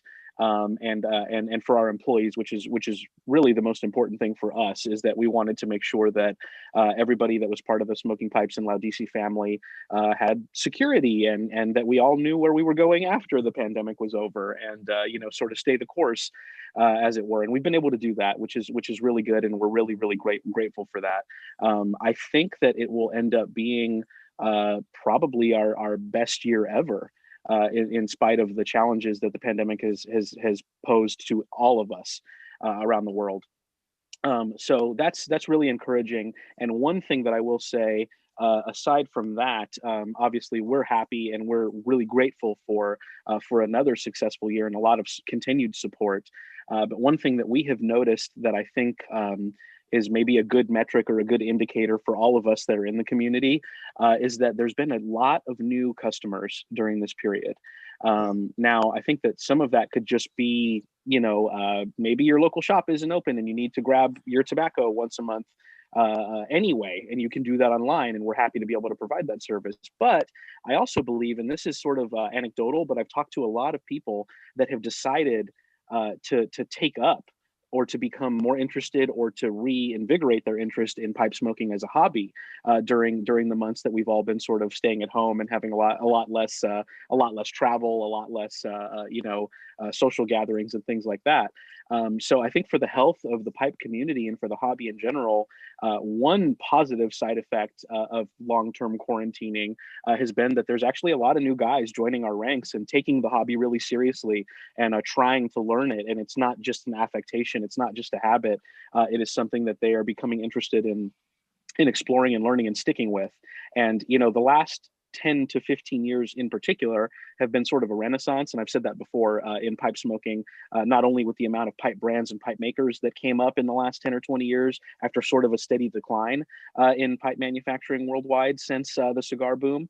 And same thing with tobaccos, more blends than ever being released in the last several years, plenty of limited editions and, new and interesting things and innovation and different collaborations. And these are a sign of the general community and the general hobby being very healthy. So that I am particularly grateful for and excited by. There's a lot of guys out there that are getting into this, and because things like we're doing now, thank you to you guys, because there's so much more access to virtual gatherings and blogging and YouTube videos and everybody who's sort of pitching in to spread the knowledge and spread the good word of pipes and pipe tobacco. It's really easy for these customers. I honestly, I get a little choked up about it because I've said this before. When I was starting as an 18-year-old smoker, and I hadn't really thought to go on the internet yet to look for information, much less for actually purchasing things on the internet, I would go into a local shop, and there was a couple of really good ones. And I was fortunate to have really good shops a couple miles down the street from my house. But a lot of people don't have a tobacconist within 50 miles of them. And a lot of people, the tobacconists that they do have within 50 miles of them might be really, really excellent cigar shops, but how many times have one of us walked into a shop and said, okay, their pipe selection leaved a little to be desired, their pipe tobacco selection leaved a little to be desired. And I think things like this and these sort of gatherings that we've all been forced to get more used to in the face of the pandemic, it's the kind of stuff about the internet pipe scene, whether it's Instagram, Facebook groups, the forums, YouTube. These have really just spread a lot of knowledge, and it's been able to allow the community to become more global and to touch more people. And I got to say that if stuff like this was happening when I was first getting into pipes and pipe tobacco, I wouldn't have had so many years of figuring it out on my own, and a lot of trial and error, and no real advice, and no real sense of community. So I think that that's a positive thing for sure. Are you guys having any events before the end of the year, whether it's online events or you guys? Let me put a bug in your ear. This is doable. Yeah, sure. You could do a smoking pipes event, and I'll be happy to share all the information. But are you guys planning any sales, any specials, any fireworks? Yes, Black Friday is coming up. So next Thursday on Thanksgiving, like our usual Thanksgiving update, because we update every Monday and every Thursday. A lot of good stuff coming to the website in the next couple days, and a lot of deals to be had from Thursday to Monday. And honestly, if you follow us and if you subscribe to the newsletter, you'll notice that we've been every couple of days, some kind of a promotion, whether it's buying a couple cigars and getting a little bit of swag. We just did buy a near-up pipe and get a near-up tamper, which is something we do a couple times a year. There's flat discounts on a lot of products during the months of November and December.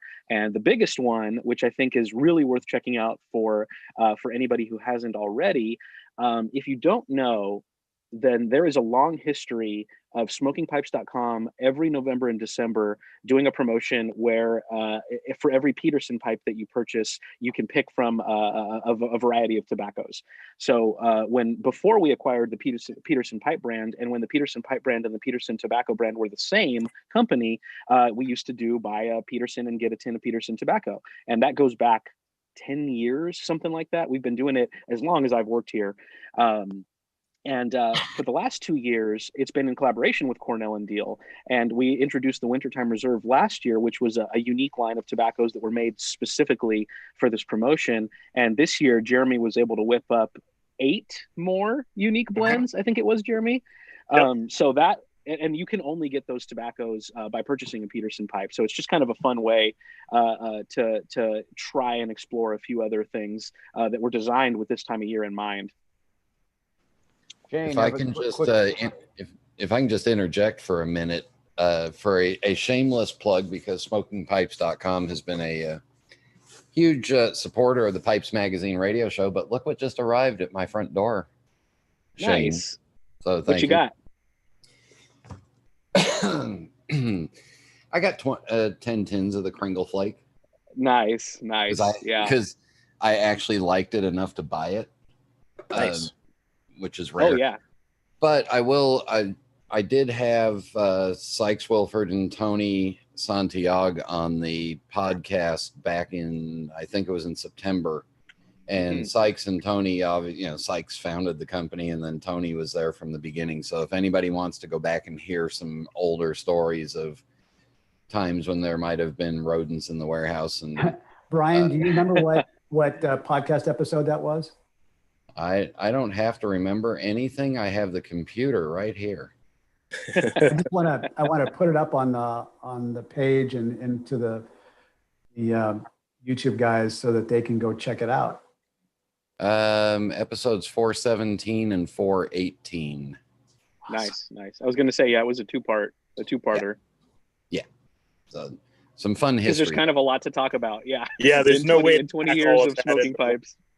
Yeah. Right. We only got through the time where Tony was there. So that ends in November of 2009. Right. Then we had another interesting addition to the staff around that time, even if it was a little short-lived. Yeah, well, the staff got a whole lot older real fast. The age average. Do you remember which employee you were, Brian, by the way? Because I want to say that I was like number 31 or something. And now we're well into the mid hundreds. I don't know. I always thought you were number one in my book. Oh, come on. No, at the time that I got there, I believe there was 21 or 22 full-time people and 2 part-timers in the store. And that was it total. Yeah, yeah. Now I think you have 21 or 22 in customer service. Not quite that many, but. Well, gentlemen, any questions for, and by the way, we got, like, these are our special guests. I have to say that for the legal purposes. Jeremy and Shane, but we've got Brian Levine here from Pipes Magazine radio show. Chris Morgan, are you still here? Yep, Chris Morgan's out there lurking. Which means I think that today's meeting will go on till about 7 p.m. tonight. Just every time Chris shows up, it's a longer meeting. No, brother, we love having you here. So any questions that you guys have for anybody, yell it out. And that goes for you guys over there on YouTube as well. Shane, I just want to add something about pairing. Well, at first, it's always matter of personal preference. Just like some people like steak with the white wine or fish with the red wine. Nothing's wrong with that. It's not traditional, not what most people do, but if you like it, it's perfectly fine. Also, sometimes it's very good to pair same tobacco with different beverages or same beverage with completely different tobaccos. Because it can bring out different aspects of the same tobacco, and it might create some very interesting experience. So don't be afraid to experiment. Even if you don't think it might be well together, try it. And sometimes you'll be surprised. Like I was very surprised when Michael Herklotz, during one of his events, had pairing of a very mild cigar, not Sherman Sterling, with whiskey, like full body whiskey, which would never come to my mind, but surprisingly, it went very well. It just brought out different aspects of that cigar, which is very mild, but medium to full body. So it had enough flavor to stand up to high alcohol content of the whiskey. So don't be afraid to experiment. Tim, you had a question or a thought. Yeah, I just had a question for Shane. I was wondering if there was any chance there will be any more of the Peterson 2020 Pipe of the Year. Sadly and stupidly, I missed my opportunity, and I'm very regretful.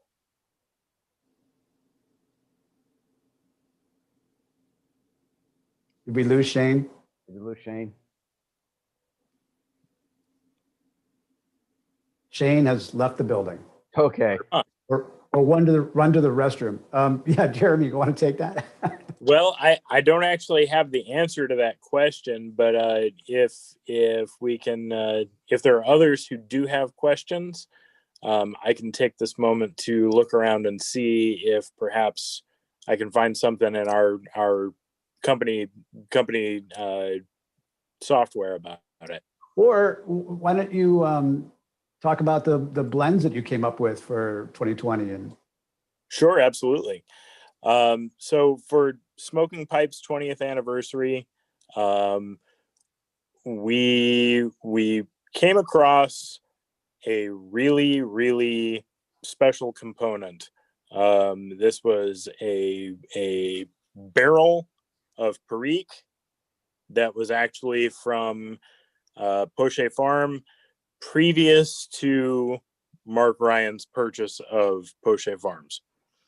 So this was a barrel that was packed with Perique in 2002. And Mark did not know that they were on the property when he purchased Poche Farms. He found them in a kind of like a false wall, a hidden part of the building that they were actually expanding the room. And when they tore this part of it down, there were 4 barrels hidden back behind this false wall. And who knows when this actually happened, but the barrels were marked 2002. And in the same way that Mark marks his barrels now. So we know that this was 18-year-old Perique that had been set aside for something and then forgotten about, to the point that it was built around. there was a little stable area that they think was maybe horse stables at one time that had gotten just built up over. So that's a pretty rare thing. You're not going to come across, Perique has been in such short supply for so many years now that nobody is using Perique that was made years and years ago, and certainly nobody is using Perique that was put into the barrel 18 years ago. That's a pretty rare thing. So it would have been, perfect numbers aligning. Oh, Shane just texted me and said, "David, can you let him back in?" Yeah. Yeah, I'm here now. Sorry about that, guys. Unreliable internet up here on my on the top of my house. So yeah, it would have been perfect numbers aligning for us to have been able to have, say 20-year-old Perique for Smoking Pipe's 20th anniversary, but 18-year-old Perique is hella compelling, and we thought that was certainly the kind of special thing that would really set apart a tobacco release for Smoking Pipe's 20th anniversary. So we took 2 different approaches with those blends. One where we used a really full hand of this 18-year-old Perique at making up 25% of the mixture. And then another more reserved approach where we used it at 10% with some red and bright Virginia and some Oriental in the mix. And I think, for those who might be scared by 25% Perique, keep in mind that you're talking about 18-year-old Perique, and it's a much different experience. So I just, not that you can go and buy it right now, because unfortunately it's been sold out for months. But if you're able to try some, even the heavier hand with this particular component was a really soft experience compared to what you may think. Yes, I agree. I smoked straight Perique and enjoyed it, so 25% sounds about right. Yes, I'm the same. I mean, I have to smoke all of the components that we use by themselves, whether that's Latakia or dark fired or Perique or whatever. And I don't actually think that smoking straight Perique is an unpleasant experience whatsoever. But some people definitely have different tolerances for nicotine. So I agree with you though, Dimitri. I like Perique. Me too. But this is, I really like Decade Series by Dotas and Ryan. Decade Series Perique straight. Oh, yes, delicious. Yep. So this was a fun set of blends to work on and to really get to showcase in a couple of different formats and a couple of different flavor profiles what this Perique had really become over the course of its 18 years in a barrel. And so that's what we did to celebrate 20th anniversary at Smoking. Did any of that Perique make its way into those Peterson blends that you have? No, it did not. We used up pretty much every bit of it on the anniversary stuff, and and Carolina Red Flake with Perique. Yeah, it was a really special release too, and I was really pleased personally with how all 3 of those came out. What's the name of the blend with that 25% of 18 years old Perique? Is the Double X Dark. Thank you. Yep. Shane, I don't know if you lost your connection before Tim finished his question. Tim, I was going to say Tim had a question. I didn't catch it. I'm sorry about that. Yeah. Oh yeah, just briefly. I was wondering if there was going to be any more of the Peterson 2020 Pipe of the Year. I missed my opportunity, sadly. Oof. So unfortunately, no. That doesn't mean we can't try to help you find one. So Tim, I don't know if you have my contact info, but it's super easy. It's shane.ireland@smokingpipes.com. Okay, yeah, that's easy. Shoot me an email and remind me, and I can keep an eye out for an estate, maybe even an unsmoked estate, or if anything, if anybody trades back a pipe, or like I said, there's potential that an order could be canceled or something along those lines. Like these things can pop back up, but Peterson is not making more currently, and the reason that it was a little bit more limited this year is basically just due to many European manufacturers having to close down for a number of months earlier on in the pandemic. So unfortunately, they didn't make quite as many as they originally intended. And I think that compounded with the fact that it was just a great shape this year. I mean, it's the last couple of years have been outstanding, but this year in particular, I thought was really great. Next year is going to be interesting, but I won't talk about that just yet. So all that is to say, there are fewer out there than in years past, but I think we can still try to hunt one down for you. No problem. Yeah, thank you very much. Yeah, the take on the B6 was a great shape. Great shape. Thank you. Gentlemen, we are approaching, not there yet, so don't want to frighten anybody, but we're approaching the hour when I suggest everybody goes back and makes themselves known to their families once again, so that you permanently disappeared into the smoking shed. That'd be good. But yeah, I know my wife will be at the door going, 3 minutes. So fellas, any other questions for Shane and Jeremy? Oh, there is one question here for Jeremy. So Watson is thinking about going into doing some blending on his own. Any suggestions for a home blender just kind of getting started, getting his fingers wet?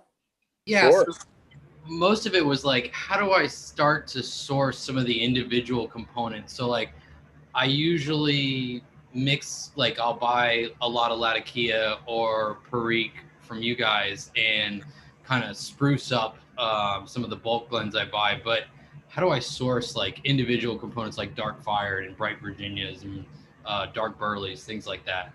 Again, I can answer that question as I've been blending tobaccos for quite some time. Cornell and Deal has amazing blending tobaccos, and that's my main source of tobaccos. Smokingpipes.com has a very good selection of blending tobaccos. So at first decide what you have in mind, what kind of blend you have in mind.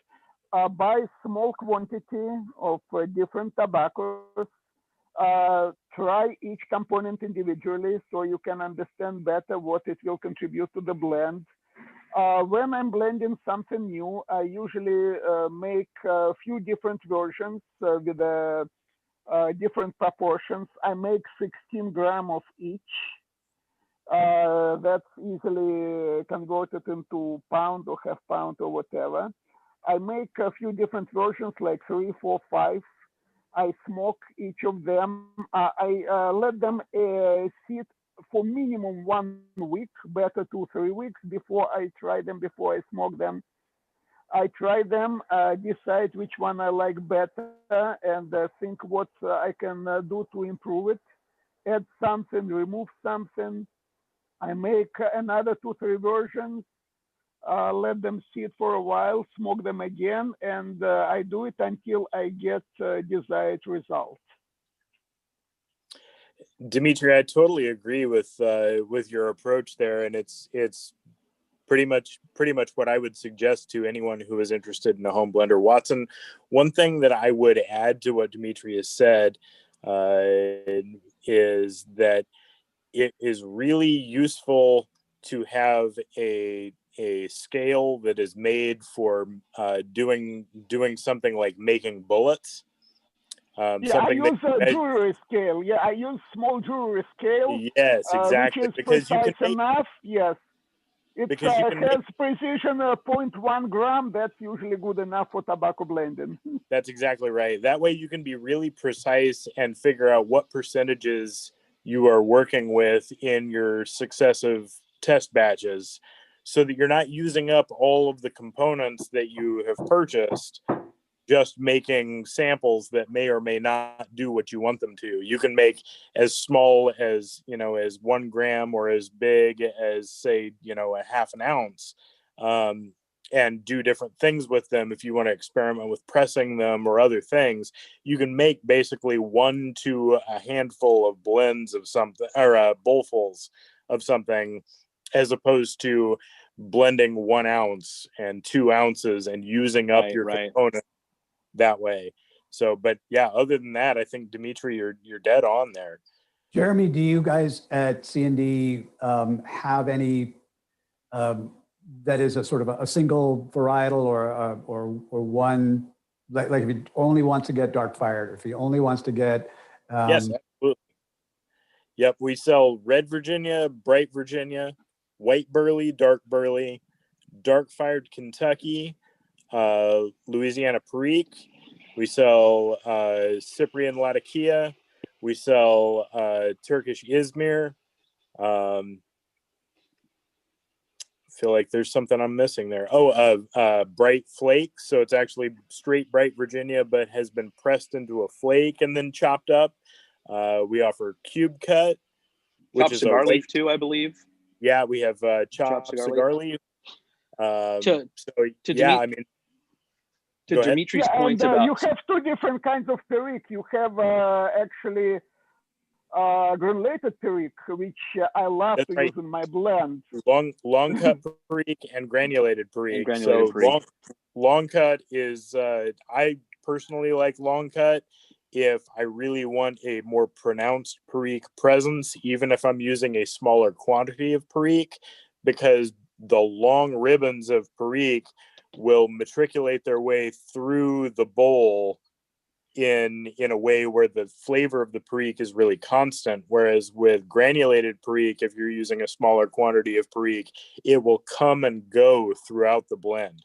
Yeah, actually I use both, but granulated perique I use in a very interesting way.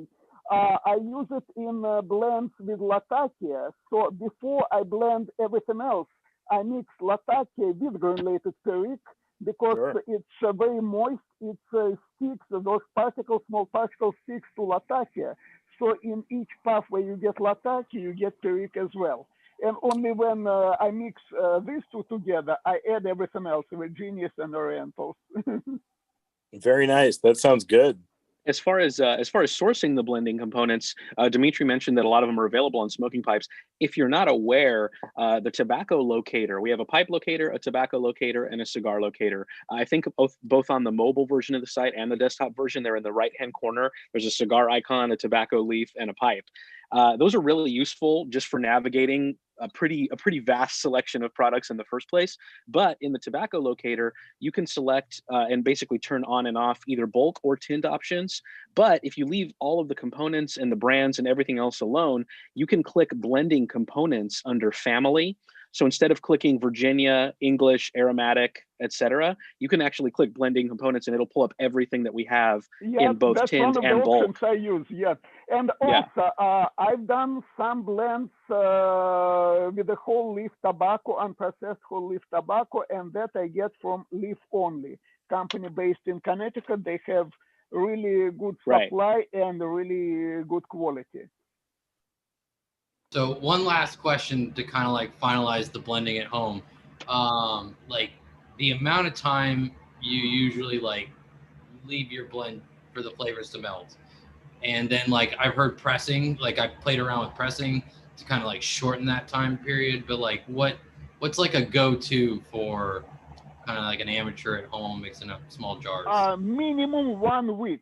Only at least 1 week you have to wait before you try it. Only then you get some idea what blend is going to be like. If you can wait longer, a couple of weeks or a month, it's even better. I would agree with that as well. If you're talking about pressed tobaccos, you're going to be able to see how those flavors meld together in a pressed format after a few short days, but you won't have an idea of what sort of fermentation has really done to those flavors, which is really the main purpose by which you've pressed.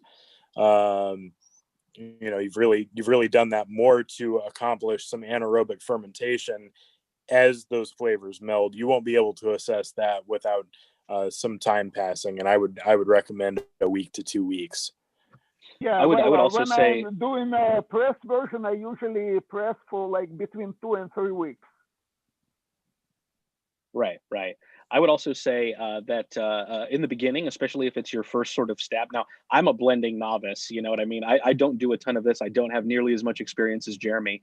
But I would say that one thing that seems kind of obvious is keep copious notes for sure. And along those lines, I would say make sure that you're smoking a good amount of the blend fresh and before pressing, as well as after pressing and after letting it sit for a couple of weeks, because it can be a little hard to tell percentage-wise and component-wise, what's actually happening when you make all of these changes. Like blending it together is one step, pressing it is another huge step that changes things dramatically. Letting it sit, whether it's been pressed or not, also changes things dramatically. So yes, if you're experimenting with like a general idea of like, is this the right direction? Blending up a bowl or two is great, but when you've landed on something that you think you're happy with, make sure that you make enough of it to be able to follow how it changes over those weeks too. And I think waiting a week minimum, sure, but don't shy away from smoking plenty of it fresh.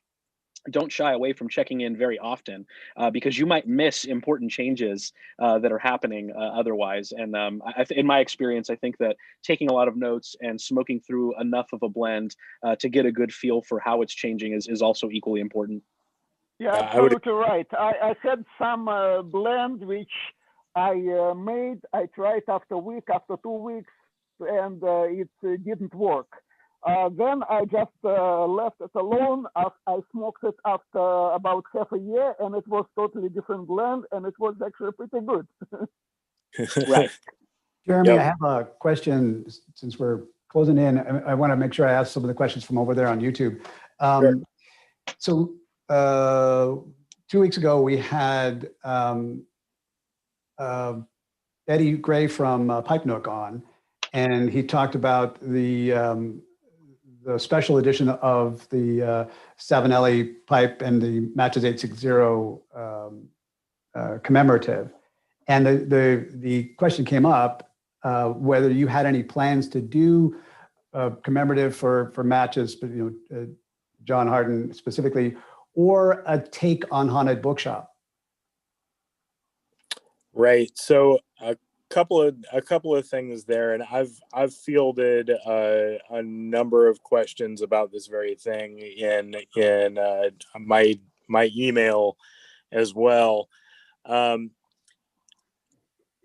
Matches 860 was a huge fan of Haunted Bookshop, a huge fan of Cornell and Deal in general, but he was not someone that I became aware of, or that folks at Cornell and Deal knew personally. And for us to offer something that even hints at the idea that we are capitalizing on his passing is something that seems deeply disingenuous to us. I fully recognize that he loved what we do, and I appreciate what he was able to offer to our brand as an ambassador. But because there wasn't actually a relationship between him and us, I don't want to even appear as capitalizing on this man's passing.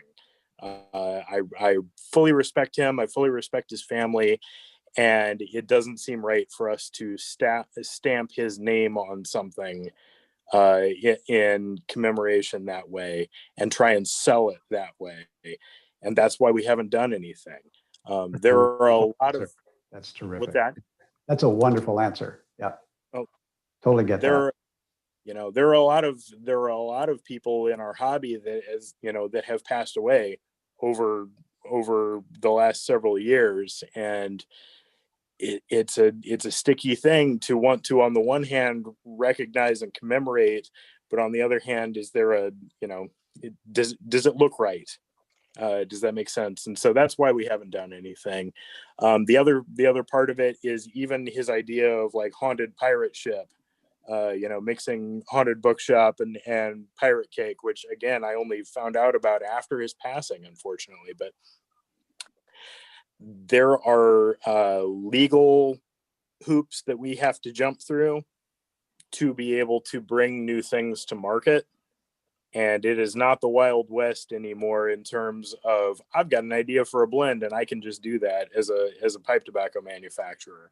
We have to go through quite a few hoops, regulatory, and headaches and things. And it's just not something that we can easily decide to do without being really sure that there is a justifiable market for what we're doing, because it's not going to be as simple as putting something together and seeing how it does. Does that make sense? Yep. And so those two things combined are why we have not done anything commemorative for Matches 860. And I hope that people hear that in the sincerity that I'm offering it. Yeah, we're getting people already over on YouTube who are asking the question and following the answer, really appreciating your words and how you express that. And I think everybody understands that is a sort of a tough middle ground, wanting to honor somebody or acknowledge their importance in the community. But is it disingenuous is a great word. Is it the right thing to do than to make a profit on that? I think we all get that he was awesome. Mm-hmm. Yes, absolutely. No question. Yeah. One last chance, gentlemen, for any questions for Shane and Jeremy. I'm about to ring the time bell, and you know what that means. So, just a quick comment, if I can, David, directed to Shane. I just wanted to thank you very much. I've come back to the hobby. I've been one of those people that have just come back after 35 years during the COVID lockdown, and love it. Reintroduced me to the Pledism system pipe and your piece on the system pipe, and particularly how to pack it using the original Pledism system has been fantastic. So thank you very much, Shane. Thank you so much. We really appreciate that. And that's awesome to hear. That is awesome. Well, I'm going to take that to mean it's time to go pour yourself a hot Dr. Pepper. So first of all, Shane and Jeremy, you guys are so awesome. I really appreciate you. And I love the fact that you were willing to come back again. But I have to tell you, all the bad news is now you are permanently a part of the faculty. So you'll have to come back again. Okay.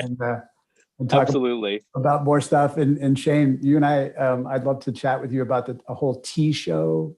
Like, let's make it happen. Why not? Yeah. Jeremy knows that I can go on just as long, if not longer, about the tea than I can about pipes and tobacco. Real quick question though, and I may anticipate the answer, but I'm not going to speak for you. Sure. Tea in general, and maybe tea in general, both black and green and oolong. Pipes or cigars? Oh, for me, pipes. Pipes. Yeah, and I've used this comparison before, but I think that tea is to pipe tobacco what coffee is to cigars. I mean, they're both great. They both have a time and a place. I was primarily a coffee drinker for probably most of my life, but just the variety and the difference in processing and the nuance that's there in tea reminds me of the vast difference between a Virginia and an English pipe tobacco. They're all the same leaf, they're all the same material. Many of them were grown in the same places. It's about what you do with them that makes them very, very different from each other. And obviously there's a lot of variety in cigars as well, but for just oversimplifying it, a cigar is like, to what degree is this a cigar? Is it a mild cigar? Is it a strong cigar? You know, like there's not such a huge difference between a lighter shade and a Maduro cigar, for example, as there is between an English and an aromatic.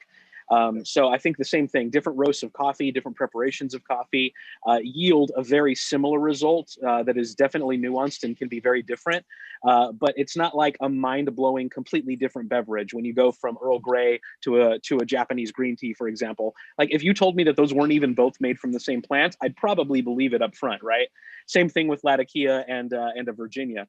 So I tend to think, especially as a Virginia smoker, that all types of tea pair extremely well with tobacco. And in Japan and China, that has been the case for a very long time. Very common that tea houses in China also allow smoking. So just like, you know, having a cigarette with a cocktail, having a cigarette with a pot of tea, kind of go hand in hand. And as pipe culture has Western pipe culture has become more widely spread in China, for example, and Japan since the 60s too. The pairing of tea and pipe tobacco is really, really commonplace. And I think it works fantastically. In the same way that I am probably more likely to smoke a cigar and have coffee, personally. I mean, I don't do a lot of cigars and tea, if any at all. And when I'm having an espresso or a cafecito or an Americano, I tend to think cigar more than pipe tobacco personally. See, this is a whole show. Yeah, exactly. I totally agree with that pipe with tea and cigar with coffee. Also, I want to add that there are a lot of parallels between processing of tea and processing of tobacco. That's absolutely right. A lot of similarities. Processing too. But one of the other things, and I think this would appeal to probably everybody on this call, the thing about tea that I find really interesting is just like with pipes and pipe tobacco, the instruments themselves are half of the enjoyment, half of the experimentation, and having a collection of objects that you form a personal relationship with, to me is something that I don't get from drinking coffee out of a mug or from smoking a cigar, because you smoke a cigar and it's gone, and the experience could be fantastic, but you don't have these long-lasting relationships with your tools that you have with a pipe or with your teapot, for example. So a well-seasoned clay teapot is an heirloom piece that gets better and better and better with time, the exact same way that a well-seasoned briar gets better and better with time. Yeah, and the actually, craftsmanship and the design elements, like these things are at play in both hobbies for sure. Yeah, I have nice Taiwanese tea set, which I use sometimes when I have time to relax, do it slowly, brew my tea slowly, sip it from a small cup, just the whole process, it's very similar to pipe smoking. Right, they're both very meditative, and the ritual is a big part of the enjoyment from smoking a pipe and from brewing tea very carefully. Yep, that's right. On that note, I'm going to ring the time bell. I want to say again, thank you to not only our special guests, but also to everybody else who comes to the meetings. I say this every week because I want you to know I mean it. This is like the best time of my week to hang out with all you guys. Today we just jumped right into a conversation with our guests, but like I love how we stay in contact with each other and really in the absence of being able to like go hang out at a pipe show or at a local brick and mortar, especially for those of you who like are outside the U.S. This is really special. Thank you. Also to the 100 people or so that came in and out of the YouTube live stream. Thank you guys for being here. I want to give a shout out to Simon Bosco over there. His show London Calling is coming up in a couple hours. So if you are in the afternoon and like, I got nothing better to do but hang around and smoke, go see Simon's show. That'd be a great place to do. That's all I got. Stay safe, wash your hands, wear your masks, and come back. Let me just I'm sorry, one more thing, because I want to see for myself whether I scheduled a week off next week or whether we're coming back for a show. Next week is the 28th. We do have a show next week if you are hanging out the Saturday after Thanksgiving. And Scott Markwood from Aristocob will be our speaker then. Nice. Yeah, it would be nice to see Scott again. He, like last year, he was a guest at one of our New York Pipe Club meetings. He's a heck of a guy. So that's who's coming next week. In the meantime, be safe, you guys. Thank you guys for having us. Thank you, so guys. much.